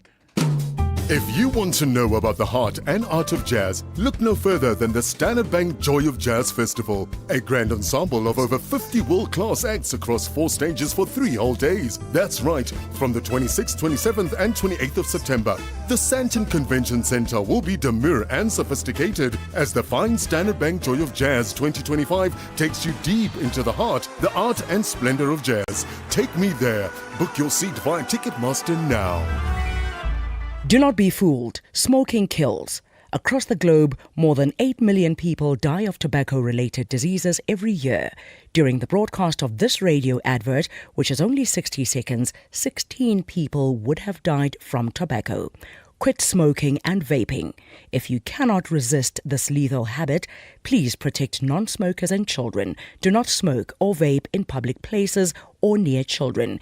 Inhaling any tobacco product, whether through smoking or vaping, can cause cancer, birth defects, heart, lung, and oral diseases. All tobacco and related products are harmful to your health. This message is brought to you by the National Department of Health. From 24 to 27 July, Decorex Joburg returns to the Sandton Convention Centre, now spanning 5 halls. Explore over 300 brands, shop exclusive show specials, and discover the latest in interiors, kitchens, bathrooms, and luxury finishes. Experience live interactive demos, expert-led talks, and the Handmade Africa Design Market. There's something for every style, space, and home. Book your tickets now at decorex.co.za or at the door. The Money Show. Weekday evenings at 6. The All-Share Index hitting 100,000 points for the first time, and Dr. Leila Fourie is the CEO at the JSE. Leila, plenty of talk around at the moment that you might be joining some other bourses and moving to 24-hour trading. What is important is a balance between the real-time trading response opportunities. So if we wake up and there's a major crisis brewing and markets are closed, it is good to be able to respond real-time. The Money Show on 702. Let's walk the talk. The Money Show with Stephen Curtis is brought to you by ABSA Corporate and Investment Bank, a leading Pan-African bank and proud sponsor of the African Blockchain Report 2024. ABSA is an authorized FSP and registered credit provider. Hanging out with Clement on 702. Let's walk the talk. 23 minutes after 10 o'clock, we're hanging out with Dr. Sizwe Mpofu-Walsh on our Hanging Out feature this morning, and we'll be playing some music as well because he loves music. But I'm taking your calls as well on 011-883-0702. Let's start with your WhatsApps. Hey Clement, hi Sizwe. Just listening to Sizwe on the radio, and every time I see him doing something phenomenal, standing up on TV, having his own podcast, his shows, it really speaks to the person that I remember growing up with. And Sizwe was one of my really closest friends at school. The late AKA and myself grew up together in Tlantla, Mazi, the boys. It's amazing. These guys were phenomenal. And just stating out loud that every single day, the guys that were closest to you, it was a privilege growing up with you guys. And we feel it and we dream it every day. And watching you guys do amazing things, especially you Sis, it's next level. And most importantly, you've never forgot where you come from. You always remember your boys from back then. And that's not gone unnoticed. We love you guys and we appreciate you the most. Morning, Clement. It's Marlon in Manchester Hills. What a guy, man. You've got a good guy in the studio there, Dr. Mpofu-Walsh. I like him. I used to not like him, but now I like him. He's grown on me. And yeah, what a, call it a visionary. You can call him a visionary. Nice guy. Yeah. I never used to like him. Now I do. Get that a lot. Right? Yeah. Right? Yeah. No, for sure. I think because of my family background, who my father is, maybe because of the Oxford journey, a lot of people come to me with preconceptions and they think a certain way about me. And I constantly get this, hey, but actually you're not like that. You're not like that person that I thought you were. And I think in social media, we're constantly battling against a version of ourselves that in some ways we project, but in some ways others project, that we lose control of, and that takes on its own life and is very different to who we actually are as people. And then also I recognize the voice there of Faisal, a good friend from school, and thank you very much for the kind words. Good to hear from you, brother. How do you deal with that social media onslaught? Because it is, I mean, at some point, I do think, I mean, you grow to, at some point, have a thick skin, but it can really be hard in the beginning. How do you deal with sometimes the level of criticism or hate that comes your way? It can. I've been forced to have a thick skin from the moment I emerged into this world, because I was dealing with controversies right from my early life. And I remember battling with this idea of being born in some ways around political intrigue, controversy, and people having an opinion on me or my parents or those close to me. In the social media age, that has only amplified, and I'm currently grappling with it right now because this year things have just got to a different level with the podcast really reaching a new scale of audience.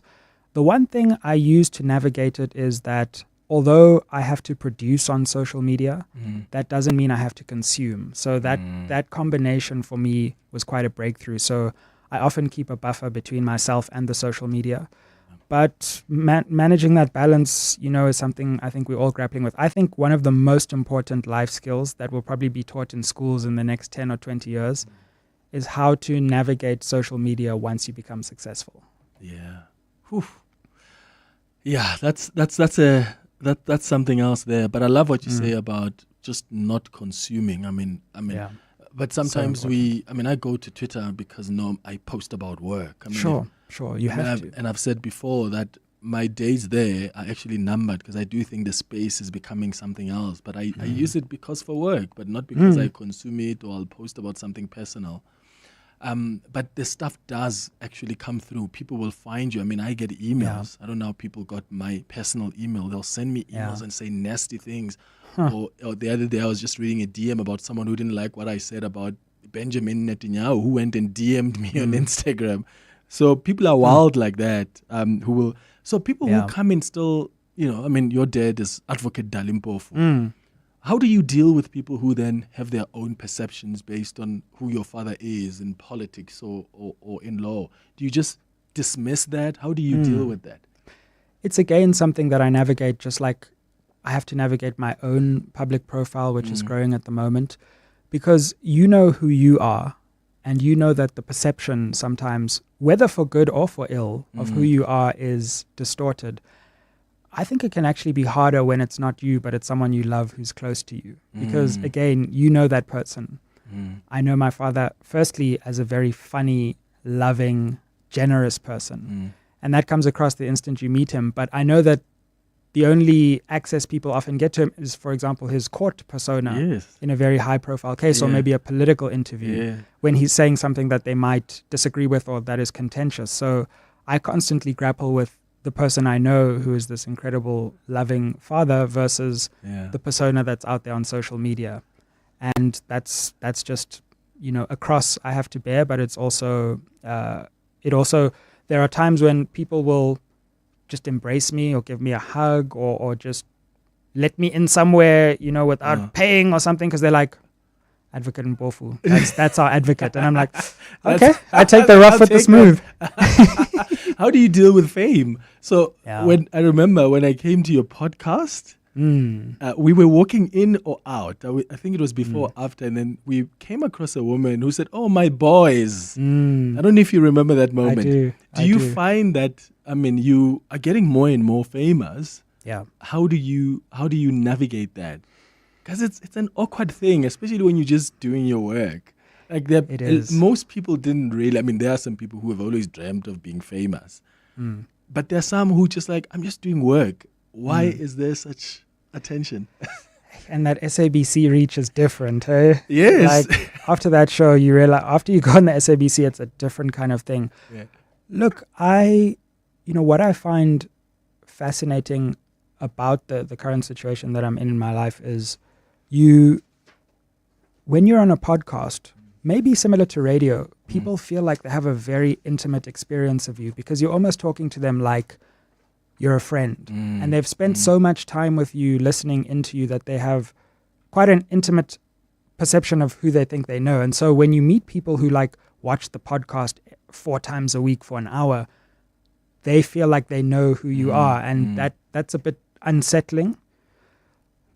But I mean, fame is a weird thing to negotiate. I think because I knew AKA at such a young age, it was in some ways amazing to watch his rise so early, but it was also cautionary because fame is a really dangerous thing. And if you let it get into your head, it can really warp your perception and you start trying to chase things that you didn't want to chase before. So, and my father's extremely famous too, and I witnessed his fame before I became at whatever level of fame I am currently now. So I've always been able to watch famous people, understand how they interpret it, and what's really important for me is just trying to detach yourself from this image of you, both the positive and the negative image, because both of those can play on you. When people criticize you unfairly, you think it's the gravest injustice in the world. And when people praise you unfairly, you can be seduced into thinking they're right, when you deep down know that's not actually accurate. And the thing is, when people really love you, sometimes you'll never do anything wrong in their eyes. Yeah. So they'll just show you love Exactly. just because they really just love you. And even though when you know deep down what you've done or said wasn't correct. All right, it's 10:32. Time for the latest in Eyewitness News headlines. We'll continue this chat with Dr. Sizwe Mpofu-Walsh on our Hanging Out feature. Let's get the latest in Eyewitness News headlines. Hi. Thanks, Clement. Good morning. The terms of reference for the Judicial Commission of Inquiry into crime syndicates, political interference and corruption in the criminal justice system have been set out by President Cyril Ramaphosa. Acting Deputy Chief Justice Mbuyiseli Madlanga will chair the commission, which is expected to start its work next month, with a date for its commencement yet to be announced. The Madlanga Commission will investigate the explosive allegations made by KZN Police Commissioner Nhlanhla Mkhwanazi earlier this month. Gauteng parents who successfully apply for grade 1 and 8 placement for the 2026 school year will begin receiving responses from the 16th of October. The online admission system went live this morning in Garankuwa, where Education MEC Matume Chilwane personally helped a parent submit their application. And developing story out of Russia this morning, a passenger plane carrying 49 people has crashed on the country's far east. Rescue teams say the aircraft, operated by a Siberia-based airline, disappeared from radar screens while approaching its destination of Tinda, which is a town in the Amur region bordering China. And those are the headlines this EWN, and more at 11 or as it happens. EWN Traffic. This EWN Traffic is brought to you by cars.co.za. Let's find what moves you. Amo, how are the cars moving on the roads this morning? Well, Clement, we've got an accident on the R24 West. It happened near the N12 merge, is causing delays coming out of the Edenville Road exit. If you're traveling on the N3 North, bumper-to-bumper traffic, this is between the Geldenhuys Interchange and Van Buren Road. This is due to an earlier accident. While traveling on the M1 North, this is just as you head towards Sandton. We've got roadworks taking place near Greyston Drive. Please be on the lookout there and approach with care. There's also queuing traffic along the M2 West. This is between the Crown Interchange and Main Reef Road. Out in the city of Tshwane, most routes are looking good, but if you're traveling on the R80 East towards Eskia-Mpahlele exit, do remember that traffic lights are out of order at that turn off and they are causing some delays. I'll have more updates for you. Stay tuned. There's more EWN on air, online, and on the EWN app. 8 out of 10 radio listeners suffer from CAR, or car advertising on repeat. Symptoms include fatigue, anxiety, and confusion. With so many car ads coming at you on your daily commute, buying or selling a car can feel overwhelming. But there is a cure. Cars.co.za. Whatever car you want to buy or sell, cut through the And just go to cars.coza and let's find what moves you. Cars.coza. The Midday Report. Weekdays, 12 to 1. Is there one item that you buy on a regular basis that you've noticed has just rocketed in terms of the price and inflation? We pay VAT on water and electricity. I mean, this is a basic need of every South African, and we're paying value-added tax on it. It's absolutely ridiculous to think that nobody cares and nobody does anything about it. If they want to play politics, they should take VAT away from electricity and water. The Midday Report with Mandy Wiener. 12 to 1 on 702. 702. The iconic 702 Walk the Talk is back, and it's bigger than ever. In celebration of Mandela Month, 702 Walk the Talk takes to the streets of Tshwane as participants walk past some of South Africa's most iconic landmarks.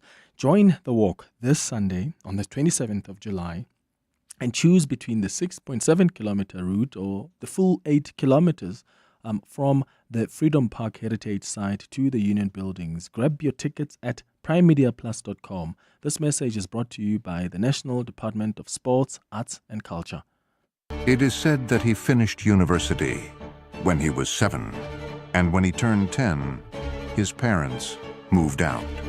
He once won a rodeo competition, riding an elephant, and he drives a tank. Discover the GWM Tank 300 Turbo Diesel from $8,099 per month. Visit gwm.coza for T's and C's and to book a test drive. Go with more.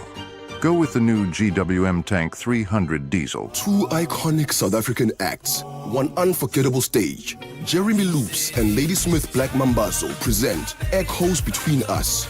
Live at the Teatro at Monte Casino on 19 and 20 September. Experience this once-in-a-lifetime collaboration of rhythm, harmony, and heritage with these exclusive shows. Tickets on sale now from Web Tickets. Proudly supported by 702 and 947.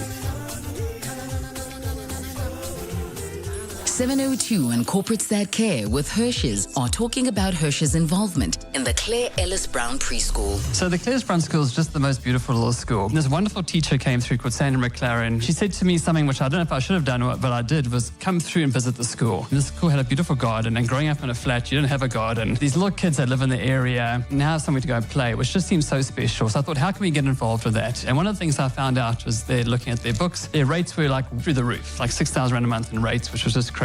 So after finding people to speak to at the city council and irritating them for months and months, we got the rate reduced to 100 Rand a year and backdated 10 years. Wow. And I thought, geez, we can make it a little bit of a difference here, which was awesome. Then we started fixing up the school and painting and putting new kitchens and providing food for the kids. And we've been doing that for over 20 years. Hirsch's, proud to help grow bright futures, one child at a time. Learn more at hirsches.co.za. 702. Let's walk the talk. Hanging out with Clement on 702. Let's walk the talk. 20 minutes before 11 o'clock, we're hanging out with Dr. Sizwe Mpofu-Walsh. Let's go to your calls now and your WhatsApps. Let's start with you, Godfrey in Hammanskraal. Good morning. Morning, Clement. How are you? Kimnat, brother. Go ahead. You are sitting with an incredible man there in the studio. The guy is big, especially at this age. He is an encouragement and a motivation, if not an inspiration, to our youth and people in general. Look, I want to ask him a question regarding his podcast. To say, does he think that, given the guests that he attracts and he brings to his studio, does he think that was it not for his background, the fact that his father is Mpofu and he was raised up that in a political environment like that. Does he think that you could have attracted these people if it was not for his background? And thank you very much. All right, Godfrey, thank you so much for your question. Sizwe? Godfrey, Dade, thanks so much for the question.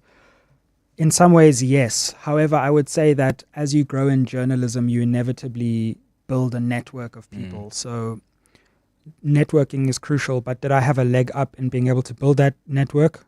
Certainly, and it comes to a deeper point about the extent to which there are some people who say that everything I do is because I have a famous father. One thing that was really important for me on that was when I arrived at Oxford, because I had those questions for myself. I was like, well, is this because of networks or is this because of my ability? But once you get to Oxford, like nobody cares who Dali your dad Mpofu is, right? yeah. I remember in the course that I did the year before, Chelsea Clinton was in that same course. Jeez. And that's just a different level, right? That's another level. So when I was there, nobody knew who my parents were, and I was still able to excel. And that was really important for me because it was kind of like a life experiment. So there's no doubt that not just my father, but my mother worked hard to open many doors for me. But I think it would be fair to say that I've walked through all those doors. Yeah. Peter, you are in Senton. Good morning. Hi, how are you? Hi, go ahead, brother. Yes, hi. Sizwe,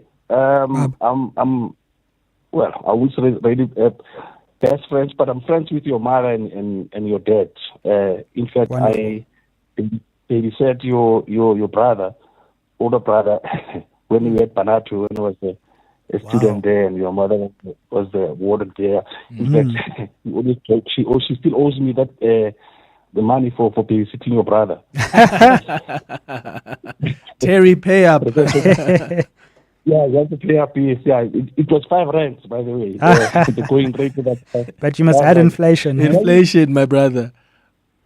Yeah, I just want to know your surname. It's fascinating. I don't know how it came to your surname. I mean, yes, I understand the Mpofu part, but how the Walsh part came up by Walsh, yes, because your mother is Terry Smith. And also, speaking of your brother, is he also Walsh? All right. Peter, thank you for the question, brother. Thank you. Yes, this question has confused many people. It's my mother's maiden name. So she was married later and then took on the surname Oakley Smith. But Walsh was her maiden name, and that's the name that I took on. But so my brother is Oakley Smith as well because his father was Oakley Smith. That was the marriage. But glad to hear you knew her from the Barnato days. That was the first place I ever lived. My mom was a warden at Wits, where I now work. So I have fond memories as a child of running around the Wits campus there by Barnato Hall and the law school. Yeah. How was it being raised by activists? Like when are you conscientized at a young age? Are they talking to you about the reality of this country and its history? Or are they allowing you to just grow into your own? Very much so. And I might add, like I say, I absolutely love my father and have always had a wonderful relationship with him. But I was raised by my mother. And that's always interesting in my own life in that I'm seen through the prism so much of my father. But if you want the parent who had a day-to-day impact on me, it was my mother who raised me in many ways as a single mother. And both of them were activists. The funny story is that my mother actually beat my father to a branch chairpersonship. Are you kidding? In an ANC branch, in the early 90s. And she jokes he's never forgiven her for that. So she was an activist in her own right. And they never sat me down and said, you have to care about politics. But it was always in the water. There were always conversations. And I was born in 89 at a key turning point in our country. So that moment has always lived with me. And my parents, watching them and being inspired by them, no doubt led down to me being interested in then studying politics and then being involved in university politics. And after I was involved in university politics, the bug caught, and I've been fascinated ever since. Yeah. WhatsApp voice notes on 072 702 1702. Hi, Clement. One thing I appreciate about Sizwe is that he gives an opportunity to his guests to speak. He asks a question, listens attentively, and let the guest answer to his, own or satisfaction. That's very, very, interesting because most interviewers they lack that, skill. They go interrupting and especially in the podcast. So he should keep it up that way. It's very beautiful to watch. The last one I watched was when he was interviewing Prince Marshall. Well handled. Yeah, thank you. Sidiso in Pretoria. Greetings, Clement. Greetings, Doc. I'm a super huge fan of Dr. Sizwe. I am so excited. I mean, I think I first subscribed to his channel in 2021, since I was in high school. So, I mean, I am so excited. But a question that I have is, I mean, bro has been studying. So a question that I have, what study tips does he have for someone like myself who's a student now in university? I'm studying with it. I'm struggling with just an undergrad, and bro has been studying. Did PhDs, now another qualification on top of that. Like, what study tips does he have? Please give us some study tips, bro. No, absolutely. It's something I've thought a lot about. You know, when you're attacking a study journey, there are actually multiple things that you need to get right simultaneously. Some people think it's just about when you sit down and study, and there is a lot that you need to do when you sit down and study. But before that, you have to manage your time right, because if you never actually manage your time so that you can sit down, then it doesn't matter how good you are when you sit down. And in order to do that, you then have to get your mindset and your motivation right.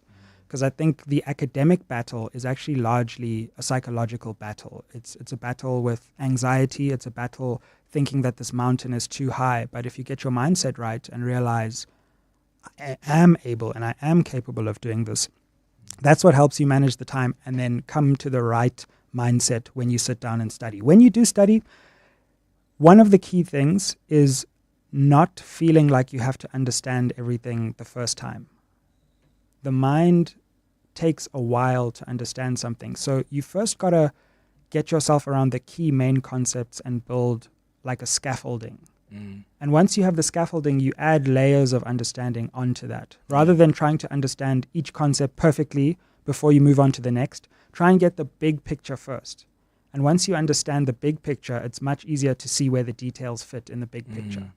So that's a real breakthrough. How do you deal with failure? So like when Clement Manyathela steals your job. So I recently like failed a test, not an exam, right? There are like several tests we write, and I don't know if it was my ego but that hit me hard because I don't remember the last time I failed anything. So that was quite a moment of reckoning for me. And I think I went into a sadness for like a week.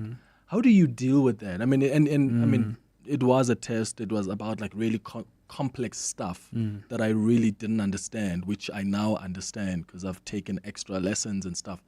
But how do you deal with that when you are in school? Well, what you touch on is such an important thing, but such a positive sign as well, because the more you progress in life and the more power and wealth you accumulate, you get comfortable and you master that specific skill and you stay there. Now, the problem is that you think because you've mastered that skill, you now know everything about other things. Yes. And you can't learn something unless you're humble enough to accept that you don't know it. So in my battle with trying to, let me not say master, but at least appreciate different fields like studying law and then politics and media, the first step is always having the humility to be like, I'm a novice and I have a lot to learn. And unless you, again, have that mindset, you can't really learn. And then what happens when you fail? Well, if that's your mindset, then you're like, okay, this is an opportunity. I may be an expert here, but I'm still on the learning curve here. So how do I take this and keep building and building? I might not know it in 1 month. I might not know it in 1 year. But give me 5 years and I'll be there. Absolutely. 11 minutes before 11. Aubrey Masango. Weekday evenings, 8 to midnight. If this idea that the United States of America is going to impose sanctions on ANC leaders goes ahead, there is a danger that that move will be interpreted by many a South African as yet another attempt by Western powers to try and exercise hegemony over African states. What people have tried to do in trying to be moderate will be radicalized. But what will happen, the idea will be, I'd rather be free in hell than be a slave in heaven. Aubrey Masango. 8 to midnight on 702. 702. This year, the Private Security Industry Regulatory Authority, also known as CIRA, is proud to be partnered with 702 Walk the Talk. Look out for the CIRA activation at the finish point if you want to chat about how they contribute to safer communities. CIRA is also actively vetting all contracted private security companies involved in the walk, so you get to the finish line safely and confidently. CIRA, your partner in security and safety at the 702 Walk the Talk. Safer homes, safer communities, and safer businesses.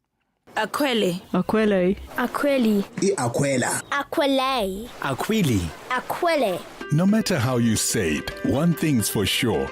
ANCYL is South Africa's most loved water brand, refreshing you with pure natural spring water and delicious flavored sparkling drinks. From every sip to every smile, thank you Mzansi for making ANCYL a part of your everyday moments. ANCYL, spreading joy to South Africa naturally. Close your eyes. Taste the mist from the Sunny Pass waterfall. Feel the calm beneath the waves in Scottsboro. See the giants in East London. Breathe in the air of the Knysna Forest.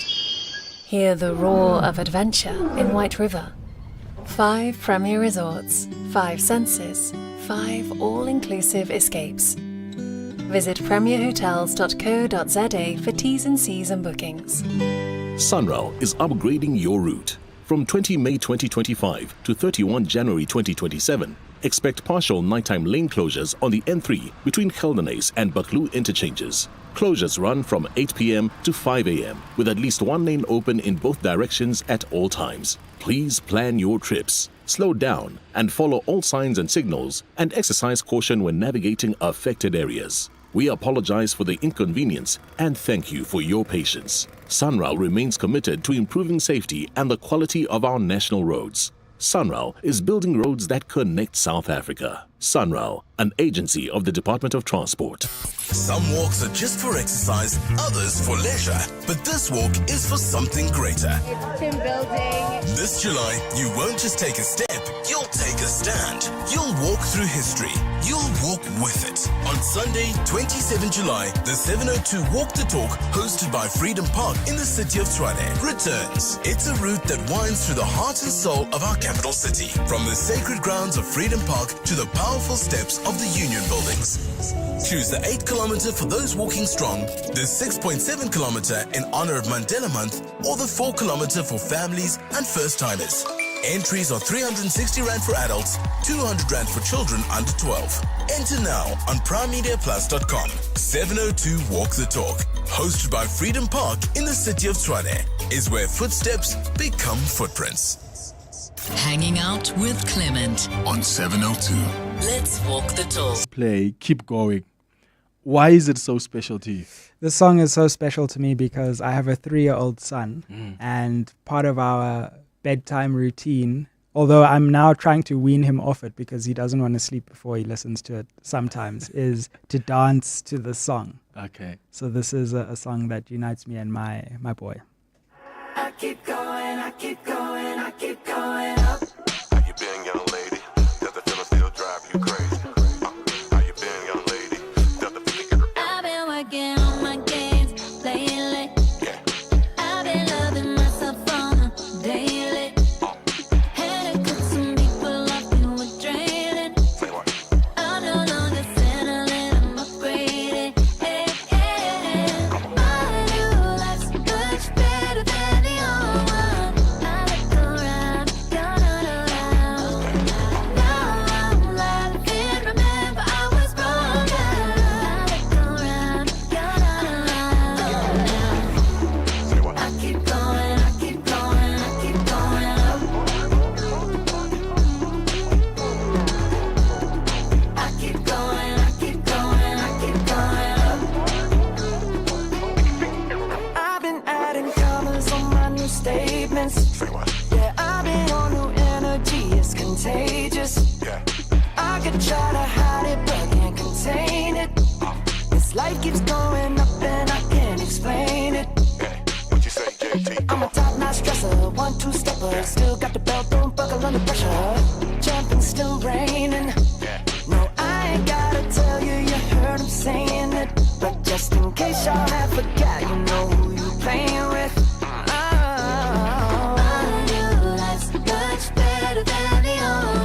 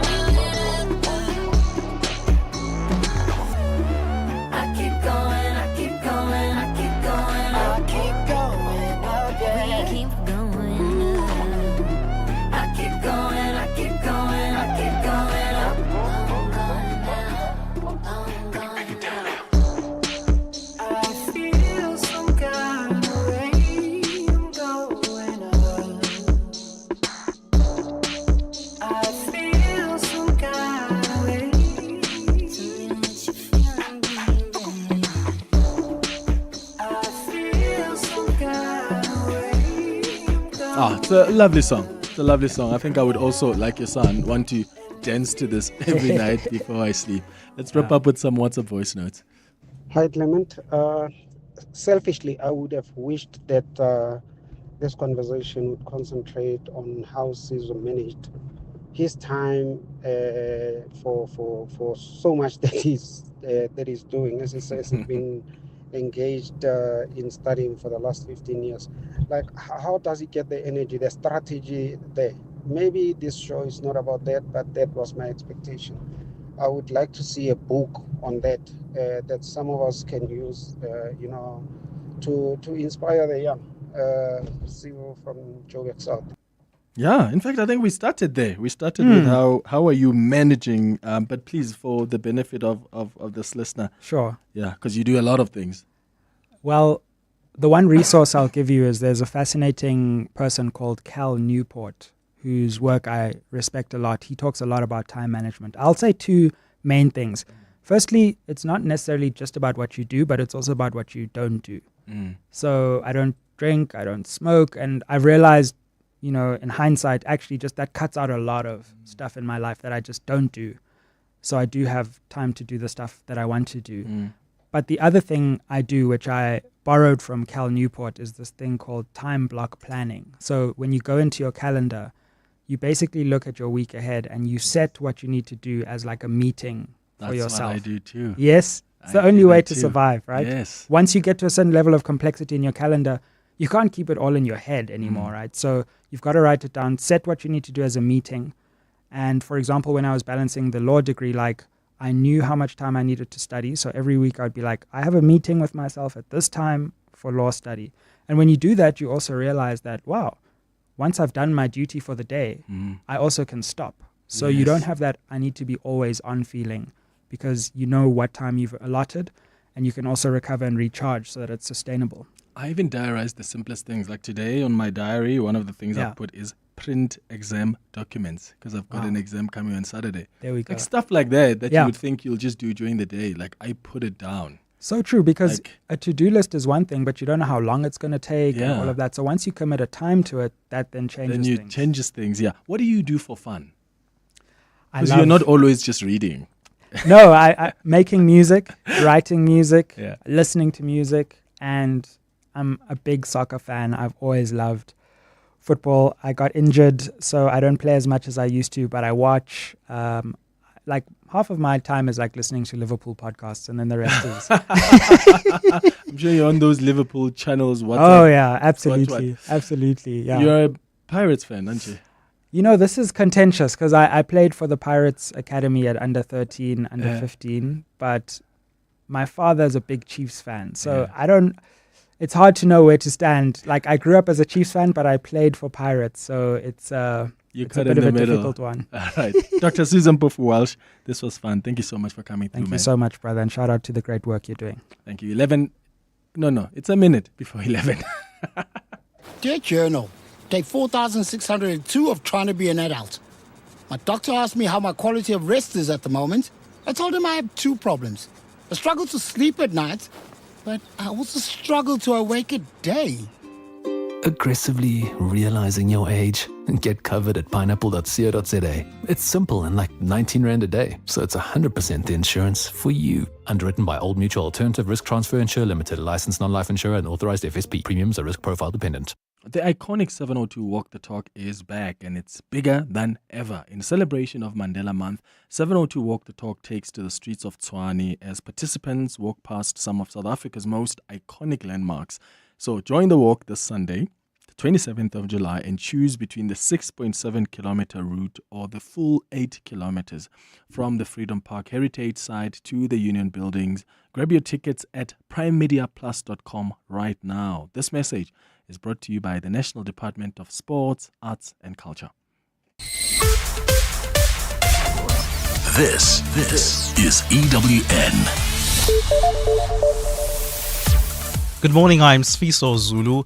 President Cyril Ramaphosa has set out the terms of reference for the Judicial Commission of Inquiry into criminality, political interference and corruption in the criminal justice system. Acting Deputy Chief Justice Mbuyiseli Madlanga will chair the commission, which is expected to begin next month, with a date for its commencement yet to be announced. The Madlanga Commission will investigate the explosive allegations of corruption and collusion which were made public by KZN Police Commissioner Nhlanhla Mkhwanazi earlier this month. Oren Singh reports. The Madlanga Commission of Inquiry into Police will probe whether criminal syndicates have infiltrated or exerted undue influence over at least 8 state organs. This includes, but not limited to, SAPS, all Gauteng Metro Police Departments, the NPA, the Judiciary, Correctional Services and the State Security Agency. The terms of reference for the Commission were set out in a government gazette published by President Cyril Ramaphosa yesterday. It emphasizes the Commission will have the power to summon witnesses and compel the production of documents, conduct search and seizure operations subject to applicable law, and refer matters for immediate criminal investigation and urgent decisions on prosecution. The Commission will file 2 reports to Ramaphosa, one after 3 months and the second after 6 months, which will include recommendations that can be immediately actioned. Oren Singh, Eyewitness News. Gauteng parents who successfully apply for grades 1 and 8 placement for the 2026 school year will begin receiving responses from the 16th of October. The online admission system went live this morning in Ga-Rankuwa, where Education MEC Matume Chilwane personally helped a parent submit an application. Addressing parents queued outside the venue, Chilwane defended the platform, promising a smoother experience this year. He's also urged parents to complete their applications before the 29th of next month's deadline to ensure that they receive their offers on time. The deadline on the 29th of August is midnight, 0000. That's when the system shuts down. So from the 16th of October, that's when parents are going to start getting messages of placement offers. And what I've said earlier, that we have a 98% success placement rate. So automatically parents are going to start getting placement offers from that date up until we place the last one. A flight carrying the last group of South African teenagers who were stranded in Europe is set to land at the Cape Town International Airport today. After a week of uncertainty, the young footballers are eager to be reunited with their families. Their coach, Kino Dammons, says knowing that ordinary South Africans were doing all they could to get them home has given them hope. Some of the children arrived yesterday after going to Portugal for a soccer tournament. Carlo Peterson reports. Afika Damon and Pauline Nyaba, along with the under-19 coach Kino Dammons, were met with cheers of jubilation yesterday when they arrived at Cape Town International Airport. Supporters and families of the girls and their coach welcomed them back from Portugal, where they were left stranded for a week. Pauline recounts her experience of the trip. All of us bonded the time that we were there all together. So being back home, getting this support is honestly amazing, and I'm truly overwhelmed that everybody came together to come support us through this hard time. The last batch of players and coaches are expected to arrive in Cape Town today. Carlo Peterson, Eyewitness News. And the developing story out of Russia this morning. A passenger plane carrying 49 people has crashed on the country's far east. Rescue teams say the aircraft, operated by a Siberian-based airline, disappeared from radar screens while approaching its destination of Tynda, which is a town in the Amur region bordering China. A rescue helicopter later spotted burning debris of the plane on a mountainside about 16 kilometers from Tynda. The authorities on the helicopter say they have not seen evidence of survivors from above. Authorities say preliminary data shows that there were 43 passengers, including 5 children and 6 crew members on board. Gold is trading at $3,374.96 an ounce. The rand is at 17.58 to the dollar, 23.85 to the pound, 20.68 to the euro. Brent crude oil is at $68.77 a barrel. And in the traffic, we've got delays on the N12 West approaching Fort Ricker Road. This is due to an accident. Please be on the lookout, especially if you're coming out of the Geldenhuys interchange. If you're heading towards Alberton, this accident scene will definitely slow you down. If you're heading towards Bedford View, do expect delays on the N3 North between the Geldenhuys turn off and Van Buren Road. A partly cloudy day in store for Gauteng with isolated showers and thunder showers expected. The temperatures will peak at highs between 18 and 20 degrees. The top story in EWN this hour, President Cyril Ramaphosa has set out the terms of reference for the Judicial Commission of Inquiry into criminality, political interference and corruption in the criminal justice system. EWN, in touch, in tune and independent. For the latest, visit ewn.co.za or download the EWN app. You're with Clement Manyathela on 702. Let's Walk the Talk, streaming on the Prime Media Plus app, DSTV channel 856, 92.7 and 106 FM.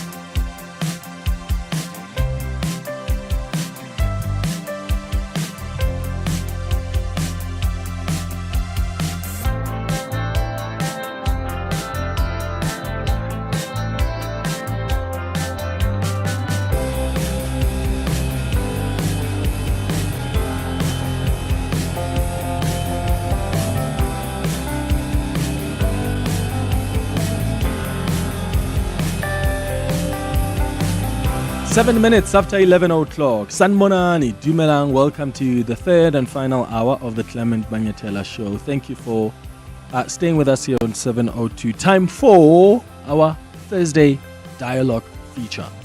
The Dialogue with Clement Manyathela. It's not just another roundtable discussion. Let's Walk the Talk on 702. So, on our Thursday Dialogue this morning, we are discussing the U.S.-South Africa Bilateral Relations Review Act. It's a bill that could review U.S.-South Africa relations and even potentially impose sanctions on senior ANC officials. So what has happened this week is that the bill has cleared its first legislative hurdle when it was passed by the House Foreign Affairs Committee on Tuesday in a 34-16 vote. But it still has a long way to go. But the fact that the bill was elevated from committee to Congress is quite an important development. It's advanced from committee to Congress. Now the House will have to vote. If it passes in the House, it goes to the Senate. If it passes in the Senate, after intense debate, then it goes to the President for his signature. But there are still questions about whether or not there is broad partisan support. And I would like you to give us a call on 011-883-0702. Share your thoughts with us about what you think of this bill. What do you make of this decision that this committee in the U.S., the House Foreign Affairs Committee, the decision that it's taken now? And do you think that there are chances? I mean, it's very difficult to pass a law. Do you think there are chances that this bill will be passed there in the House and in the Senate? I'm interested in your thought. And what you think is behind this. I mean, where is South Africa as well in all of this? This is such a crucial moment. We are dealing with a 30% tariff that's been slapped to us or on us by the United States, the president of the U.S., Donald Trump. Are we negotiating? Are we in Washington, D.C.? We are now dealing with a bill that could potentially pass, should it, of course, go through successfully the House and the Senate. Is there anybody in Washington, D.C. from Pretoria who is trying to negotiate and speak with the Trump administration or even congressmen and women to try and explain our position? I wonder. It looks like the only people that are talking are the ones who want this bill passed. So there's this strategic communications vacuum that exists here. And I don't know if you've picked up the same thing. There's a strategic communications vacuum. We're told that we have an envoy, but when we're asking deeper questions about where this envoy is and whether or not his credentials have actually been the credentials have been accepted by the US, then we are told, well, this person has been working behind the scenes. I'm sorry, if you're going to appoint an envoy, they're not an advisor who can just sit here in Pretoria or in Sandton in South Africa and do the background work. Envoys actually go. He's supposed to be in DC, but is he there? Has he even been there so far since his appointment? So let me know your thoughts. But what's happening with this bill basically is it directs the US government to reevaluate diplomatic, trade, and military ties with South Africa.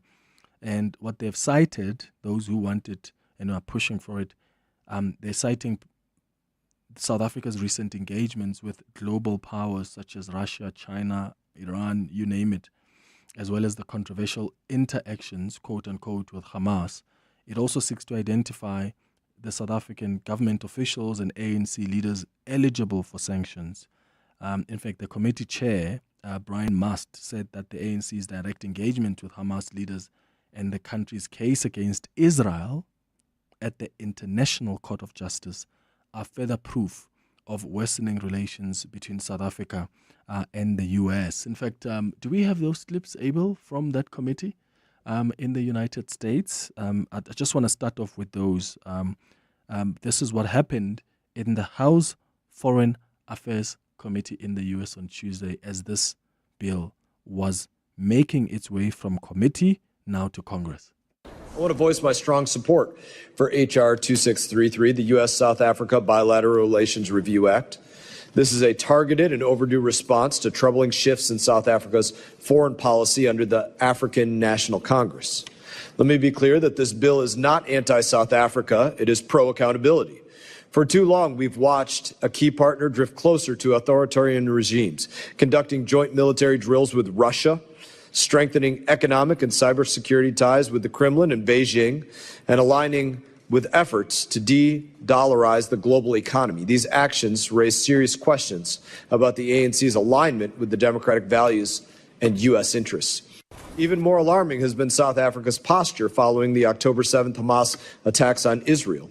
The ANC's refusal to acknowledge those atrocities, its direct engagement with Hamas leadership, and its politicized case against Israel at the ICJ reflects a government that has turned away from principle and from its traditional role as a bridge between the global South and democratic norms. South Africa or any nation cannot conduct themselves in such a manner and expect the same quality of relationship with the United States of America. So that's what they said. But there were other congressmen who disagreed with this bill.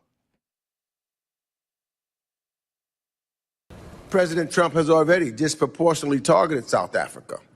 He's done this by trying to embarrass President Ramaphosa and the Oval Office with faulty evidence of purported atrocities in the country, by instituting an executive order cutting all U.S. assistance to the country and putting it in a place where special refugee resettlement programs for Afrikaners.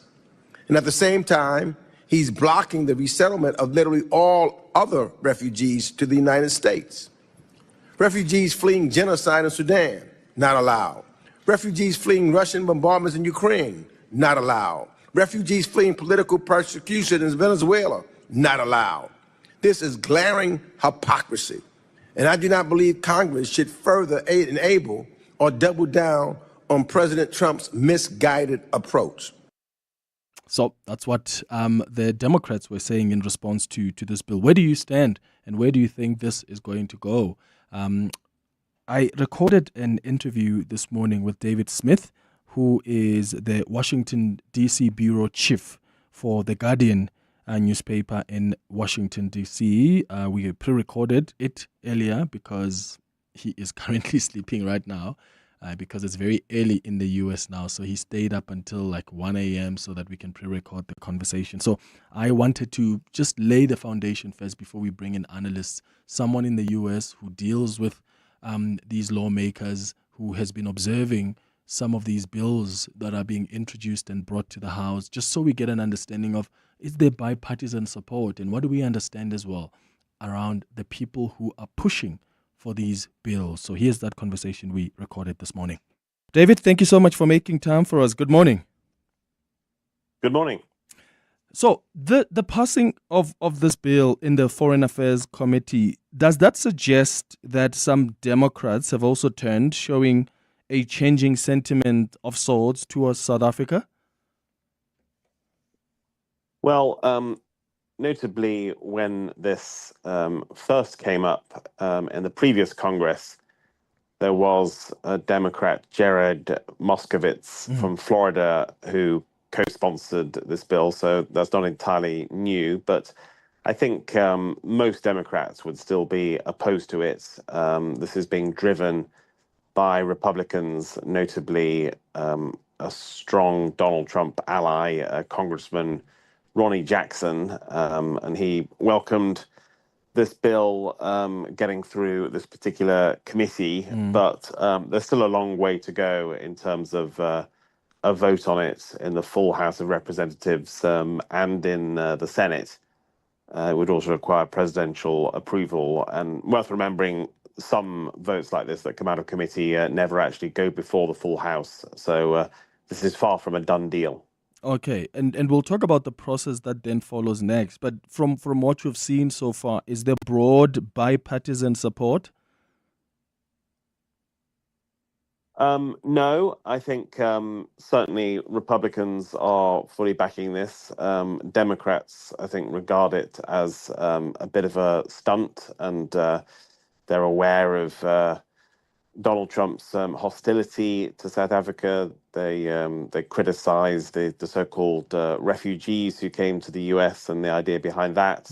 They certainly objected to the way Trump ambushed South African President Cyril Ramaphosa in the Oval Office. But of course, Republicans do control the majority here, so they could pass this bill with no Democratic votes or just a few. Yeah. So this gentleman, this congressman from Texas, Ronnie Jackson, I mean, it's not the first time that he's called for consequences for South Africa's relationship with China, Russia, and Iran. Who is he? What do we know about him in as far as his interests in South Africa are concerned? Does he have any links to APEX? And I'm asking this in the context of the US's position on South Africa's position on the war in the Middle East and the decision, of course, to take Israel to the ICJ.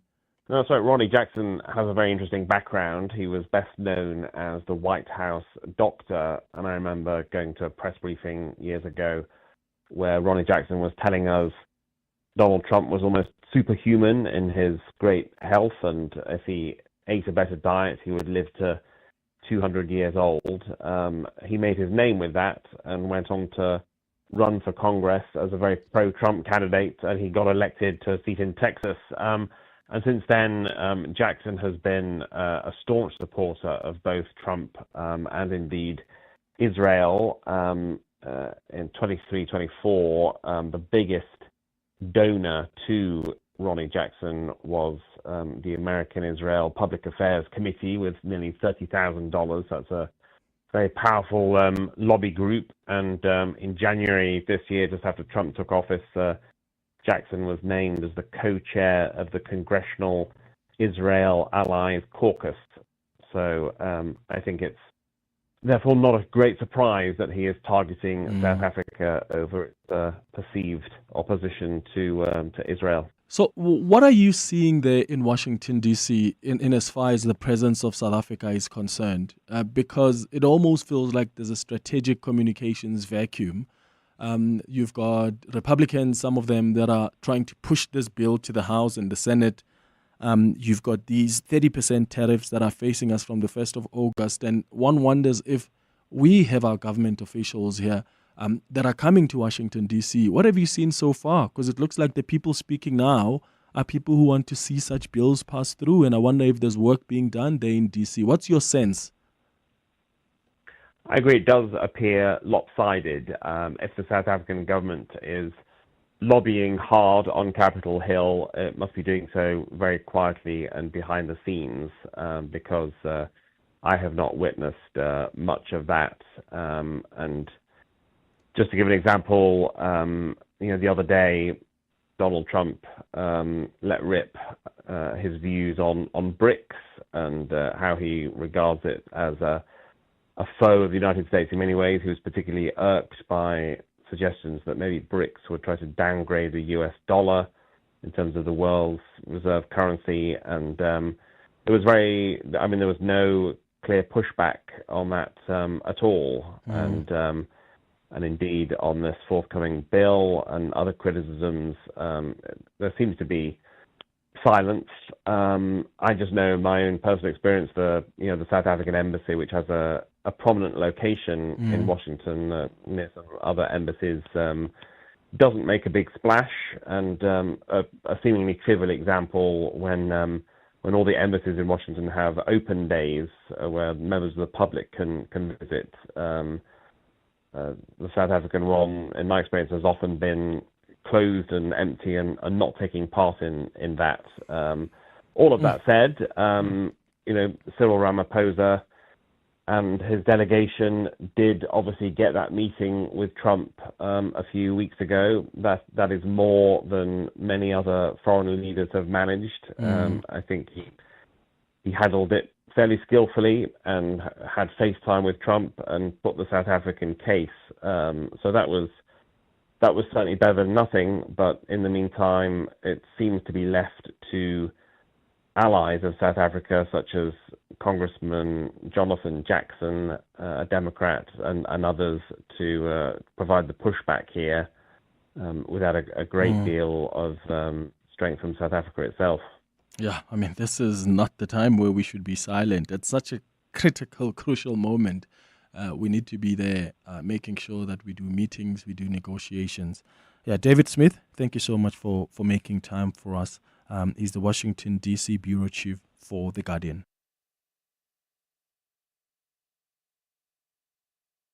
Your voice. Your questions. Your morning radio with Clement Manyathela. This is 702. 23 minutes after 11 o'clock. I've got analysts that are going to help us navigate. Perhaps, what is the criteria for sanctions? Is it all about morality? Is it all about the foreign policy that our country has pushed for? What are the circumstances where we've seen America implement sanctions, and what are the circumstances under which they have lifted those sanctions? I mentioned Syria not so long ago. So there have been movements where Donald Trump would lift some sanctions, and they do that for quote-unquote strategic purposes. So I've got some analysts I've invited who will speak to us about that and what could be the potential consequences should this bill go through to the House, to the Senate, and get the signature of the president. I want to hear from you, though, now on 011-883-0702. You can send us a WhatsApp voice note as well on 072-702-1702. What are your thoughts on this development? Good morning, Clement and 702 listeners. I think our embassy in the U.S. is closed and should be closed because the U.S. is not willing to listen to the government officials. It has interest in listening to a lobby group, AfriForum and those guys that do so. I think people must not waste time trying to appease the U.S. and Trump. They must rather start looking for alternatives. The tariffs are coming our way, regardless of what we are going to do. So maybe they should be spending time looking for alternative markets for our products instead of running to the U.S. That's how I feel. Thank you. Good morning, Clement.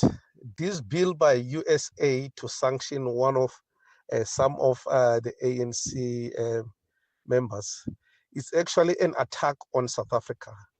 Whoever is going to celebrate that, like the DA, don't understand and realize that it's actually an attack on our government as a whole and an attack on our country. So what I suggest is that we return the favor.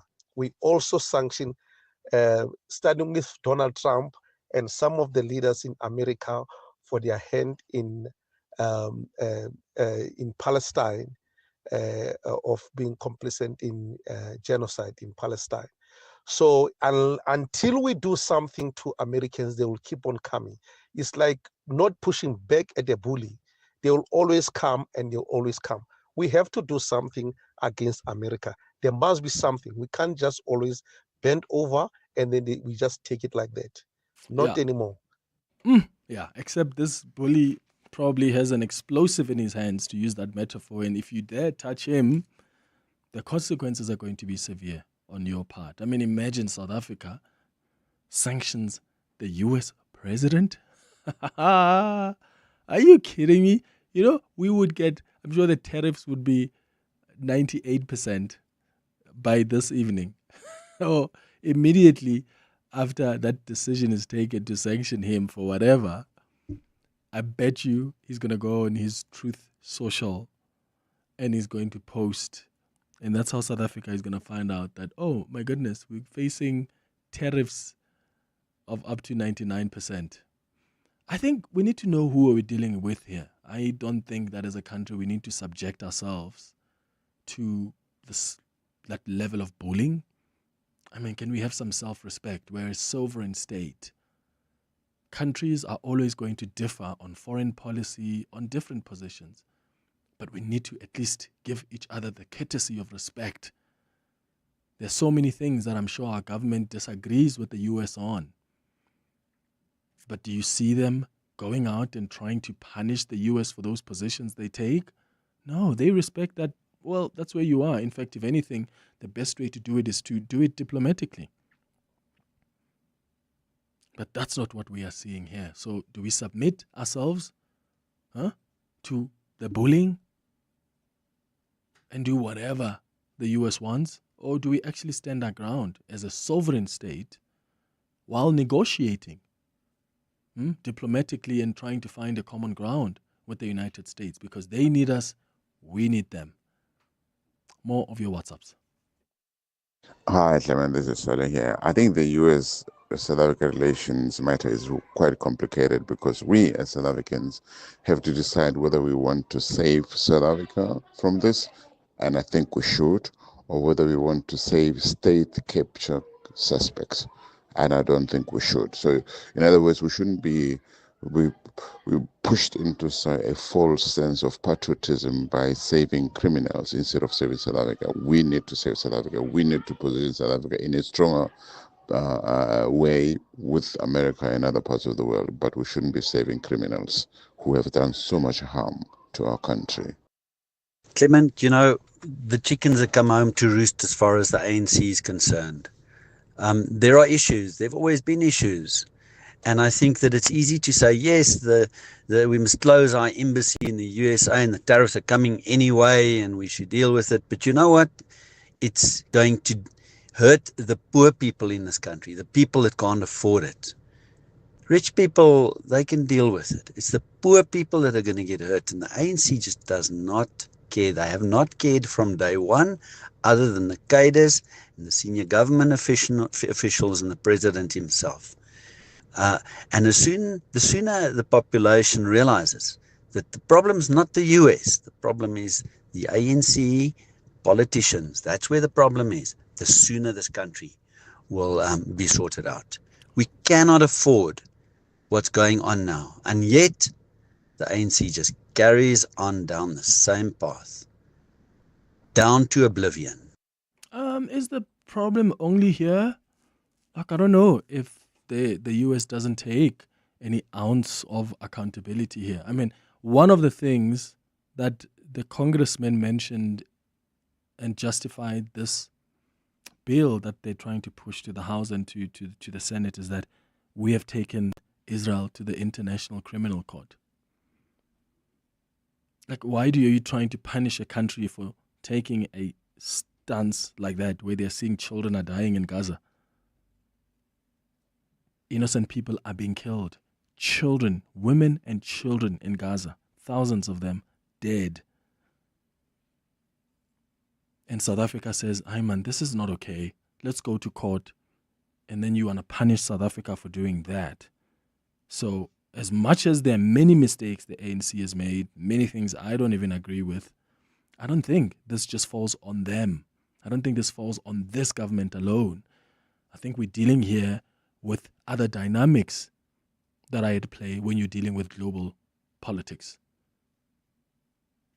And that includes other powerful countries that are going to use their power and their might and their influence to push for what they want to see in the global order. It's 11:31. Let's get the latest in Eyewitness News headlines. When we come back, more of your calls, your WhatsApps as well. And I'll bring in the two analysts as well who are going to help us understand what could be the potential consequences of this bill should it succeed in the House, should it succeed in the Senate, and also get the signature of the US President. Good morning.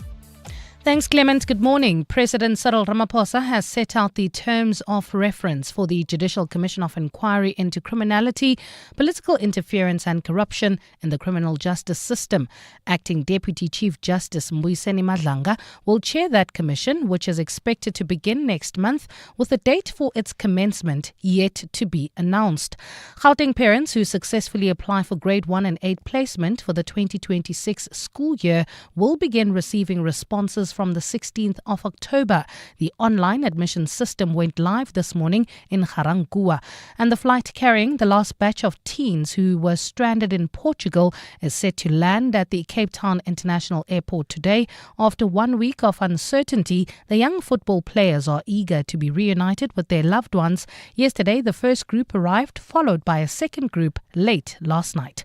Those are the headlines. This EWN and more at midday or as it happens.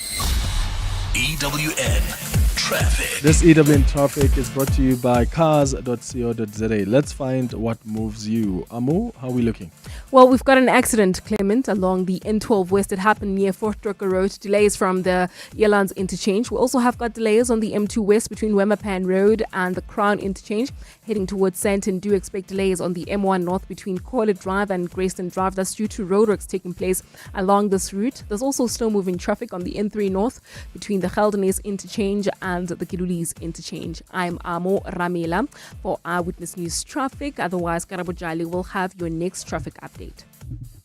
There's more EWN on air, online, and on the EWN app. Hey, Jim, what's wrong? Hi, Bob. I'm just so confused. I'm trying to buy a car, and I don't know where to stop. Well, have you tried to... Cars.coza, cars.coza. Have you tried to... Cars.coza. Sorry, we're trying to do an advert. Whatever car you want to buy or sell, cut through the and just go to cars.coza and let's find what moves you. Cars.coza. John Perlman.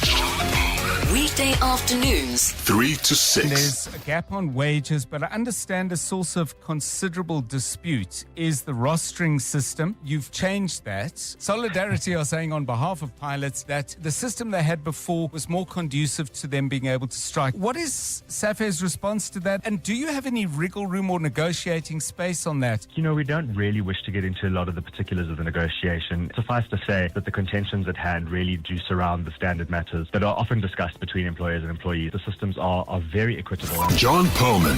3 to 6 on 702. At Bright, we don't just provide business insurance, we insure your businesses. Future success. Because your business is so much more than desks and computers and equipment, which is why we use our specialist expertise to tailor solutions for each client differently to ensure what's really important. So insure your businesses. Financial security, with Bright today. Contact your broker or go to brightinsure.co.za to find out more.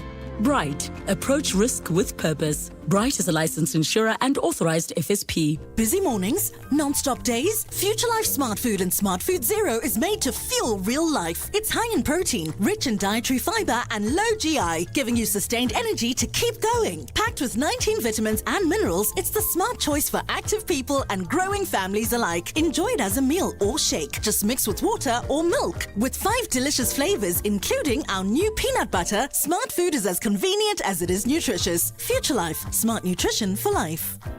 Mom, Dad, you're not gonna believe this. What's up, bud? Luke's family has a kitchen. Okay. Like a real one, with knives and a sink for dishes. His mom was just standing there, making food with her hands. There was a fridge full of vegetables, even broccoli. Not broccoli. Oh, the horror. Who needs a kitchen? Simply spend 200 Rand or more and you could win Simply Asia for a year. T's and C's apply. Simply Asia, connecting the Thai way. The 702 Walk the Talk is happening on Sunday, and we can't wait to walk with you on this awesome family day out. But before we hit the streets, you need your walk number. So if you choose to collect yours at DP World Wanderer Stadium in Joburg, you can do so today and tomorrow only between 9 a.m. and 5 p.m. If you selected the Union Buildings in Pretoria as your collection venue, walk numbers will be ready for collection this Saturday, the 26th only, between 9 a.m. and 5 p.m. Remember, you must go to the collection venue you selected when entering. The 702 Walk the Talk, hosted by Freedom Park Heritage Site in the city of Tshwane. See you on Sunday. Coming up on 702 Afternoons.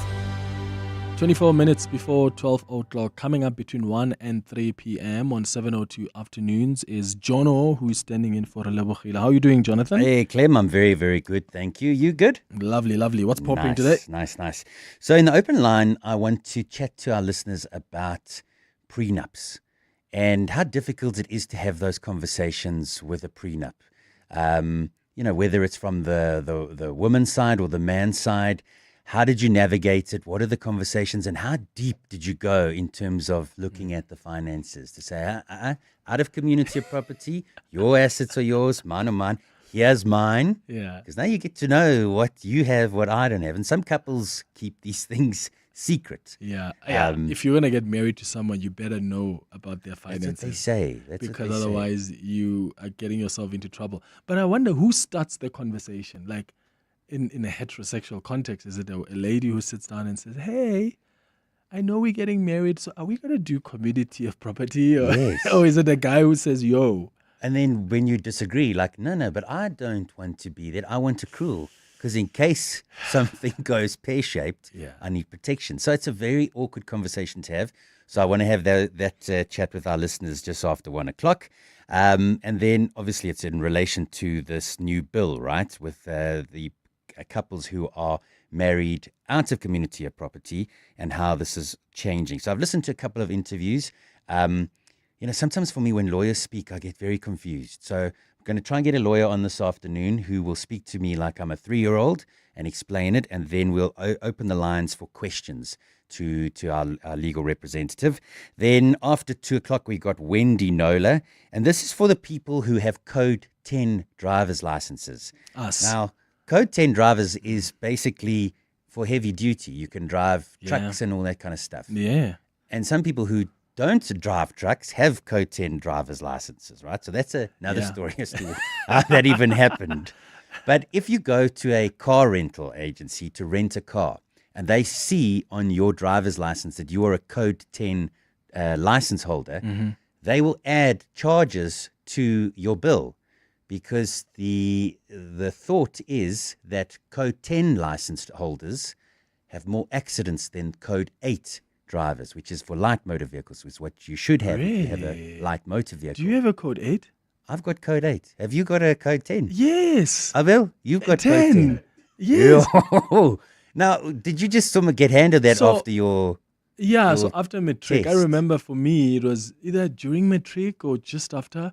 As soon as I turned 18, though, then my parents took me there. But I think for me, and I don't know about Abel, but the explanation back at home was, because they saw that there was lack of opportunities. Yes. Normally, there's so much unemployment. Yeah. They wanted us to at least be able to drive buses one day, because you can drive buses with that, or drive a truck. Yeah. So it was always with employment opportunities and prospects in mind. But you didn't ask for the Code 10. I didn't. They just said you're going to get a license and you're getting a Code 10. And later when I asked, they're like, yeah, because in case you didn't go to school or you didn't succeed, you can at least drive buses or drive trucks. Yeah, okay. That's why we got it. That's how you got it. I was laughing there. So I'm sure it's the same thing. Is it the same thing for you, ne? Yeah. Okay. I can't believe you have a Code 8. I've never met a guy who's done a Code 8. Really? Yeah. Because I've always felt like back then I was like, oh, maybe like ladies who don't really know how to drive. Back then I thought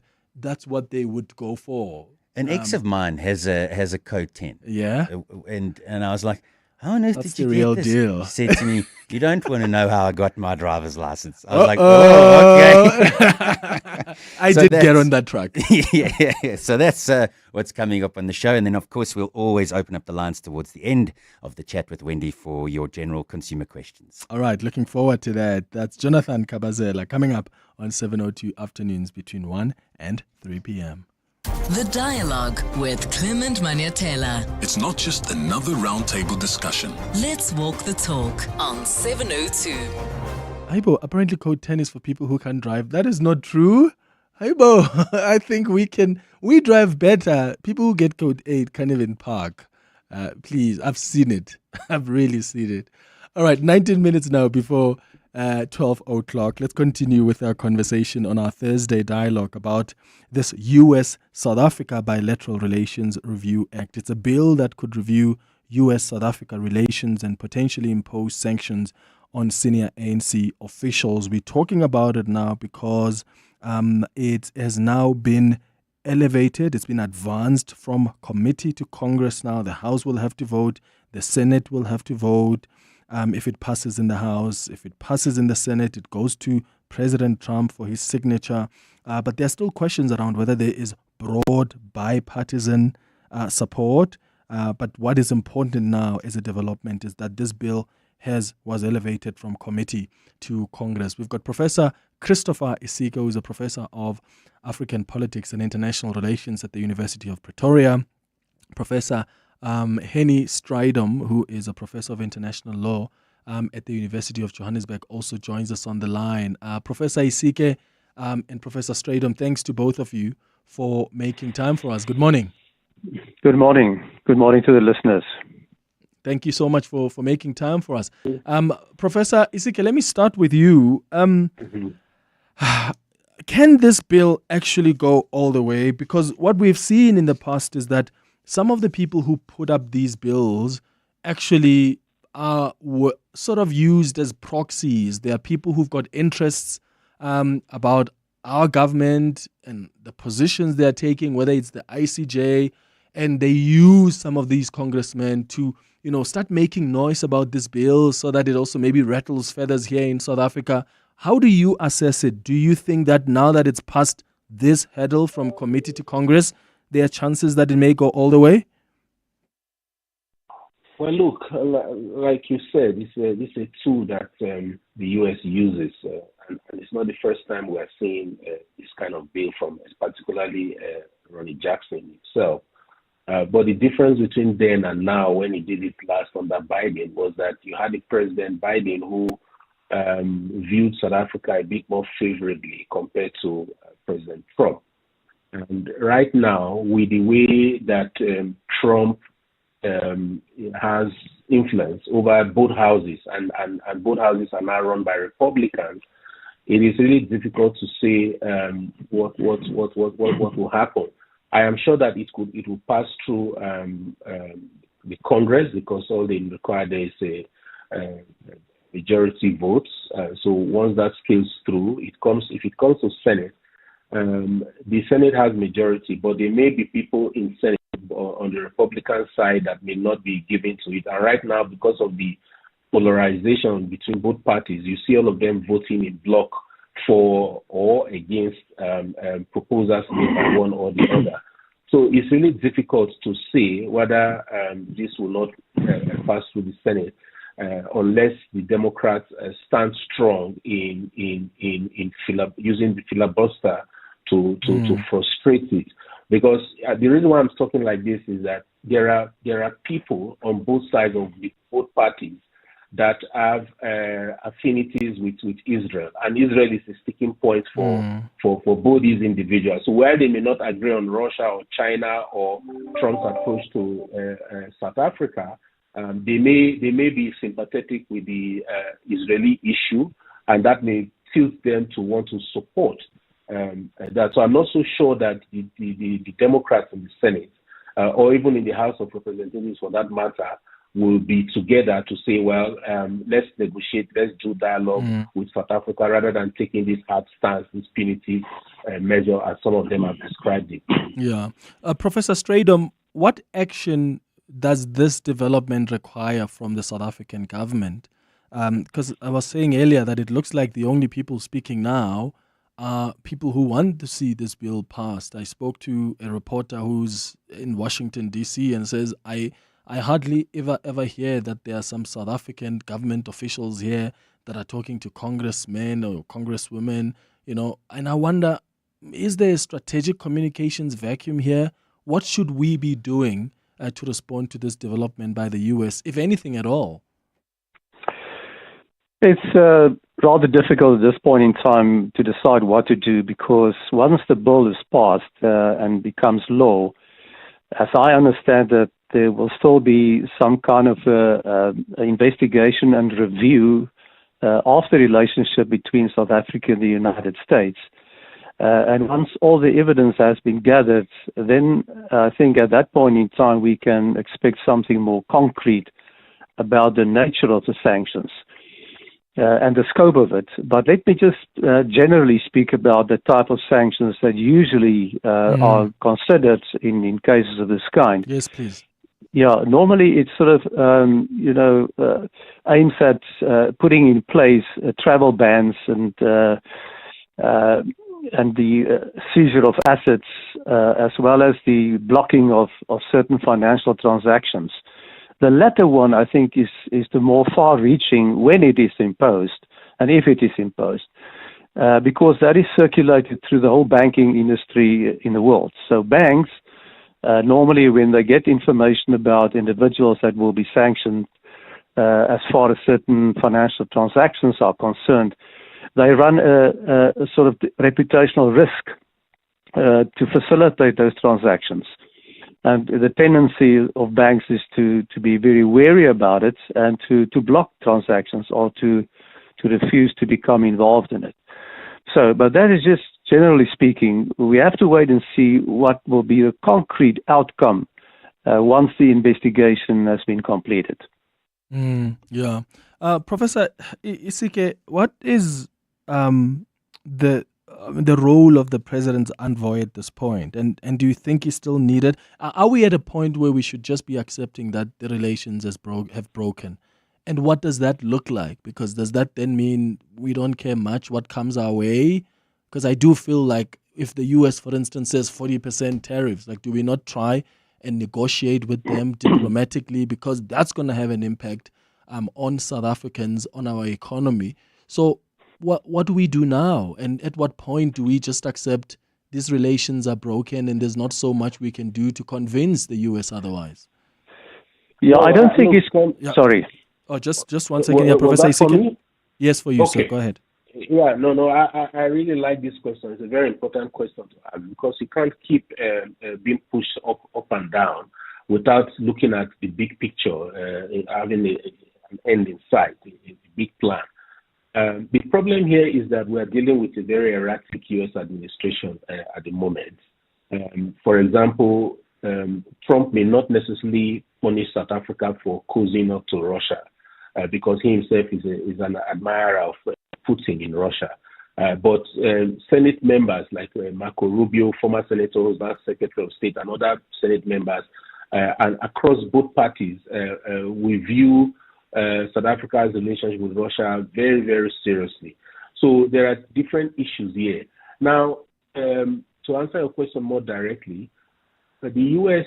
is a very important power globally and market for South Africa.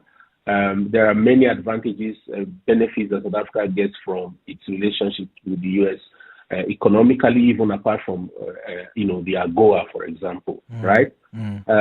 So it will be useful for South Africa, because it cannot go toe-to-toe with the U.S. on many of these issues, to continue to use every arsenal it has to try and get a reasonable deal. I mean, the only challenge is that the U.S. is dealing with its bad faith, right? Take the example of the 30% tariffs that was recently reeled out. This is in spite of the fact that there's an ongoing discussion between South Africa and the U.S. based on the deal that was presented to President Trump in the Oval Office in May, right? While that is going on the side, you turn around and then issue a 30% tariffs. And that tells me that you're either a bad faith player or there are other things you are looking at, and BRICS could be part of that. So my thinking is that South Africa should keep using every channel, every avenue to try and get the US to reason, but also start thinking about an exit point, because there's a point to which you push someone to the wall, and if the person can't break through the wall, they have to either resist, or they have to capitulate, or they have to simply ignore you. And I think ignoring them and taking the beating for the next 3 years or so may be a better option, because if you have a new president in the White House, whether Republican or Senate, so long as it's not a MAGA affiliated individual, then all of this will become history at that time. Professor Strydom, what does an exit point look like for us as South Africa? Well, I don't know, because, we sort of, they're still moving in a very gray area. I think at the moment South Africa should consider its options, whatever they might be. And given its relationships with BRICS and so on, and taking into account that it's very speculative to consider, exactly what the Trump administration is going to do. But at least they must start thinking about the possibility when it goes down south and it becomes very bad and irreparable, that there is an exit strategy, whatever that might be. The second issue is not to act now in a way that will fuel the fires, and to be very wary of that. I think it's a time now for restraint, for cool heads, and to look at the situation objectively and follow the developments that will be unfolding over the next couple of weeks or months. Yeah, Professor Henny Strydom and Professor Christopher Isike, appreciate your insights this morning. It's 8 minutes before 12. Celebrate the horse racing season of champions with Hollywood bets and saddle up for sensational success. Stand a chance to win a spectacular share of over 2 million rand in prizes, including a brand new Amoda C5 or C7. All you have to do is bet 50 rand or more on any horse racing event for a shot at your crowning moment. Take the reins and get ready to gallop to grand rewards. Bet now. T's and C's apply. Hollywood Sportsbook is a licensed betting operator. Hollywood Bet supports responsible gambling. No persons under the age of 18 years are permitted to gamble. Winners know when to stop. South African Responsible Gambling Foundation toll-free counselling line 0800 006 008 or WhatsApp HELP to 076 675 0710. This year, the Standard Bank Joy of Jazz offers you 3 days of the heart and art of jazz from the 26th to the 28th of September across 4 stages at the Sandton Convention Center. Esperanza Spalding, the Baylor Project, Jasmine Horn, Alune Wade, Steve Bedi, Michelle Ndenjeshelo, Steve Dyer featuring Amazwi 8 Choir, Gabi Motuba, the Fisherman Orchestra, and over 50 world-class acts will be expecting you and yours. Take me there. Buy your tickets +1 at Ticketmaster now. Every day I'm hustling. It's our reality as business owners. And it's good to know that there's someone out there who takes care of the business that makes the business. Gotta love My Way Business Insurance. Saving big on premiums with 24/7 emergency services, plus My Business Assist with marketing, legal, and labor advice services. Visit myway.co.za or dial 0860 64 64 64 and get a quote today. My Way is a licensed non-life insurer and FSP. T's, C's, and standard rates apply. My Way. Live your way. The Dialogue with Clement Manyathela. It's not just another roundtable discussion. Let's walk the talk on 702. It's now 6 minutes before 12 o'clock. Let's wrap up with your WhatsApps.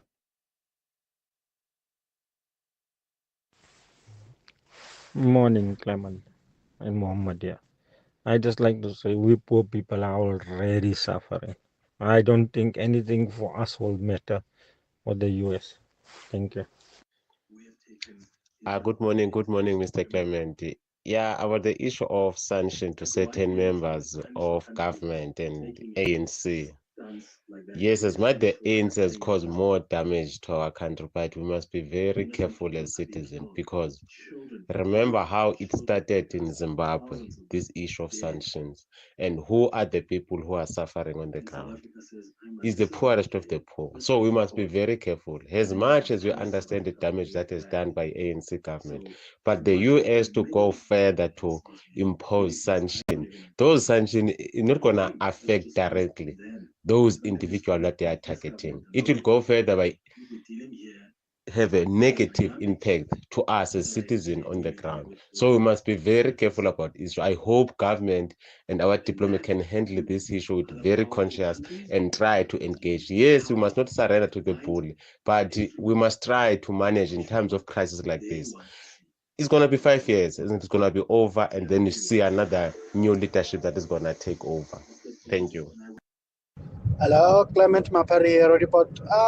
Regarding the previous caller, he said if they sanction fellow members, it's an attack on South Africa. Not really, though. ANC members, not really, though. If you are complaining about people being corrupt, and then they get sanctioned by America, how is South Africa being attacked? It doesn't make sense, man. It doesn't make sense. Let's just say, for an example, they sanctioned Balula for an example. How is South Africa not benefiting? Because we were not benefiting even if when we were not being sanctioned. So, Hi Clement, this is Vernon from Joburg. This has nothing to do with the ANC. It has everything to do, one, with South African foreign policy, because we align ourselves with BRICS, and number two, because we took Israel to the ICC. So what these people don't realize about us as the voters, we cannot be blackmailed into doing something. All they are doing now is letting everyone double down in voting for ANC, EFF or MK. So yeah, it's not gonna work. From 24 to 27 July, Decorex Joburg returns to the Sandton Convention Center, now spanning 5 halls. Explore over 300 brands, shop exclusive show specials, and discover the latest in interiors, kitchens, bathrooms, and luxury finishes.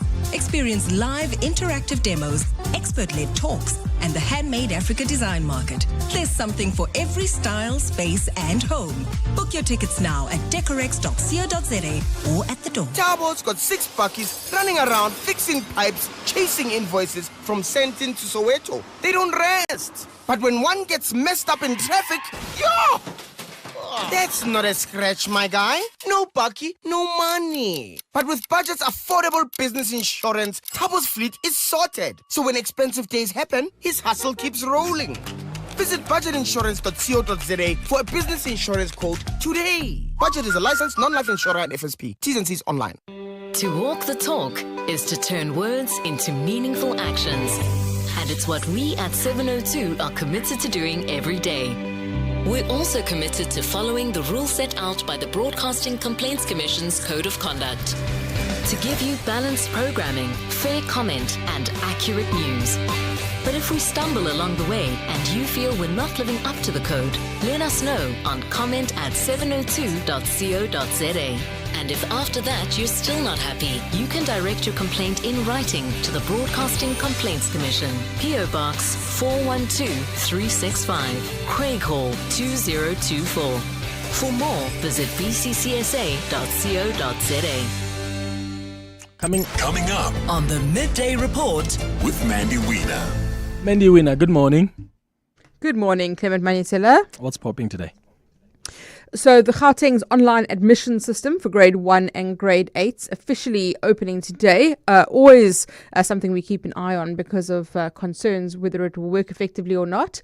We'll speak to AfriForum on the anti-SAUS bill that you've been speaking about, calling for sanctions against ANC leaders. News 24 reporting that the Hawks are raiding the PRASA headquarters, so we'll try and find out more about that. Very interesting story as well on Bloomberg. A Microsoft hack has has hit several South African government departments, including the Treasury. So we'll get some more info there. And then the Gupta Mansion in Saxonwold goes under the hammer today. Oh, interesting. All right, that's the midday report coming up with Mendy Wina. Thank you for listening to the Thursday edition of the Clement Manyathela Show. We'll be back again tomorrow between 9 and 12. Have a beautiful day, my friends. Bye-bye. This is EWN. Good afternoon, I'm Mbali Dlamini. President Cyril Ramaphosa has set out the terms of reference for the Judicial Commission of Inquiry into criminality, political interference and corruption in the criminal justice system. Acting Deputy Chief Justice for the Judicial Commission of Inquiry into criminality, political interference and corruption in the criminal justice system. Acting Deputy Chief Justice Mbuyiseli Madlanga will chair the commission, which is expected to begin next month, with a date for its commencement yet to be announced. The Madlanga Commission will investigate the explosive allegations of corruption and collusion made public by KZN Police Commissioner Nhlanhla Mkhwanazi earlier this month. Oren Singh reports. The Madlanga Commission of Inquiry into Police will probe whether criminal syndicates have infiltrated or exerted undue influence over at least 8 state organs. This includes, but not limited to, SAPS, all Gauteng Metro Police Departments, the NPA, the Judiciary, Correctional Services and the State Security Agency. The terms of reference for the Commission were set out in a government gazette published by President Cyril Ramaphosa yesterday. It emphasizes the Commission will have the power to summon witnesses and compel the production of documents, conduct search and seizure operations subject to applicable law, and refer matters for immediate criminal investigation and urgent decisions on prosecution. The Commission will file 2 reports to Ramaphosa, one after 3 months and the second after 6 months, which will include recommendations that can be immediately actioned. Arun Singh, Eyewitness News. Global consultant Michael Power believes a U.S. bill which proposes reviewing the country's relationship with South Africa has high chances of moving forward. The bill, which was introduced in April following objections to South Africa's foreign policy, also aims to impose sanctions on some ANC officials. U.S. lawmakers have voted to advance the U.S.-South Africa Bilateral Relations Review Act of 2025 to the full House of Representatives. It will go to the House and to the Senate in September, where it could be subject to a vote. Power believes that the bill might impact individuals more than it would the country. It seems to be more directed at the ANC as distinct, although one might not make this distinction, to being directed at the government. I think the focus seems to be in the way that the bill is currently phrased on individuals that are deemed to be, for instance, corrupt in the system. We shift our focus to this now. Gauteng parents who successfully apply for grade 1 and 8 placement for the 2026 school year will begin receiving responses from the 16th of October. The online admissions system went live this morning in Ga-Rankuwa. Addressing parents queued outside the venue, Education MEC Matume Chilwane defended the platform, promising a smoother experience this year. He urged parents to complete their applications before the 29th of August deadline to ensure they receive their offers on time. The deadline on the 29th of August is midnight, 0000. That's when the system shuts down. So from the 16th of October, that's when parents are going to start getting messages of placement offers. And what I've said earlier, that we have a 98% success placement rate.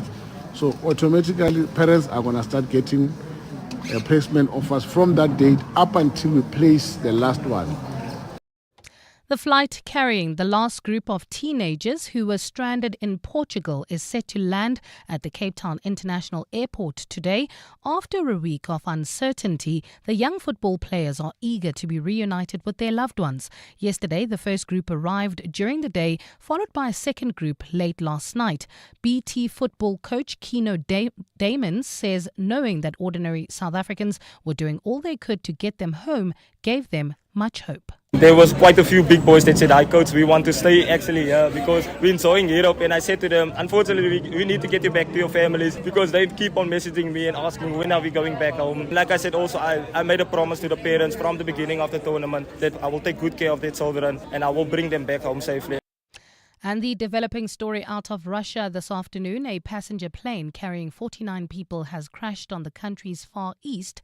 Rescue teams say the aircraft, operated by a Siberia-based airline, disappeared from radar screens while approaching its destination of Tunda, a town in the Amur region bordering China.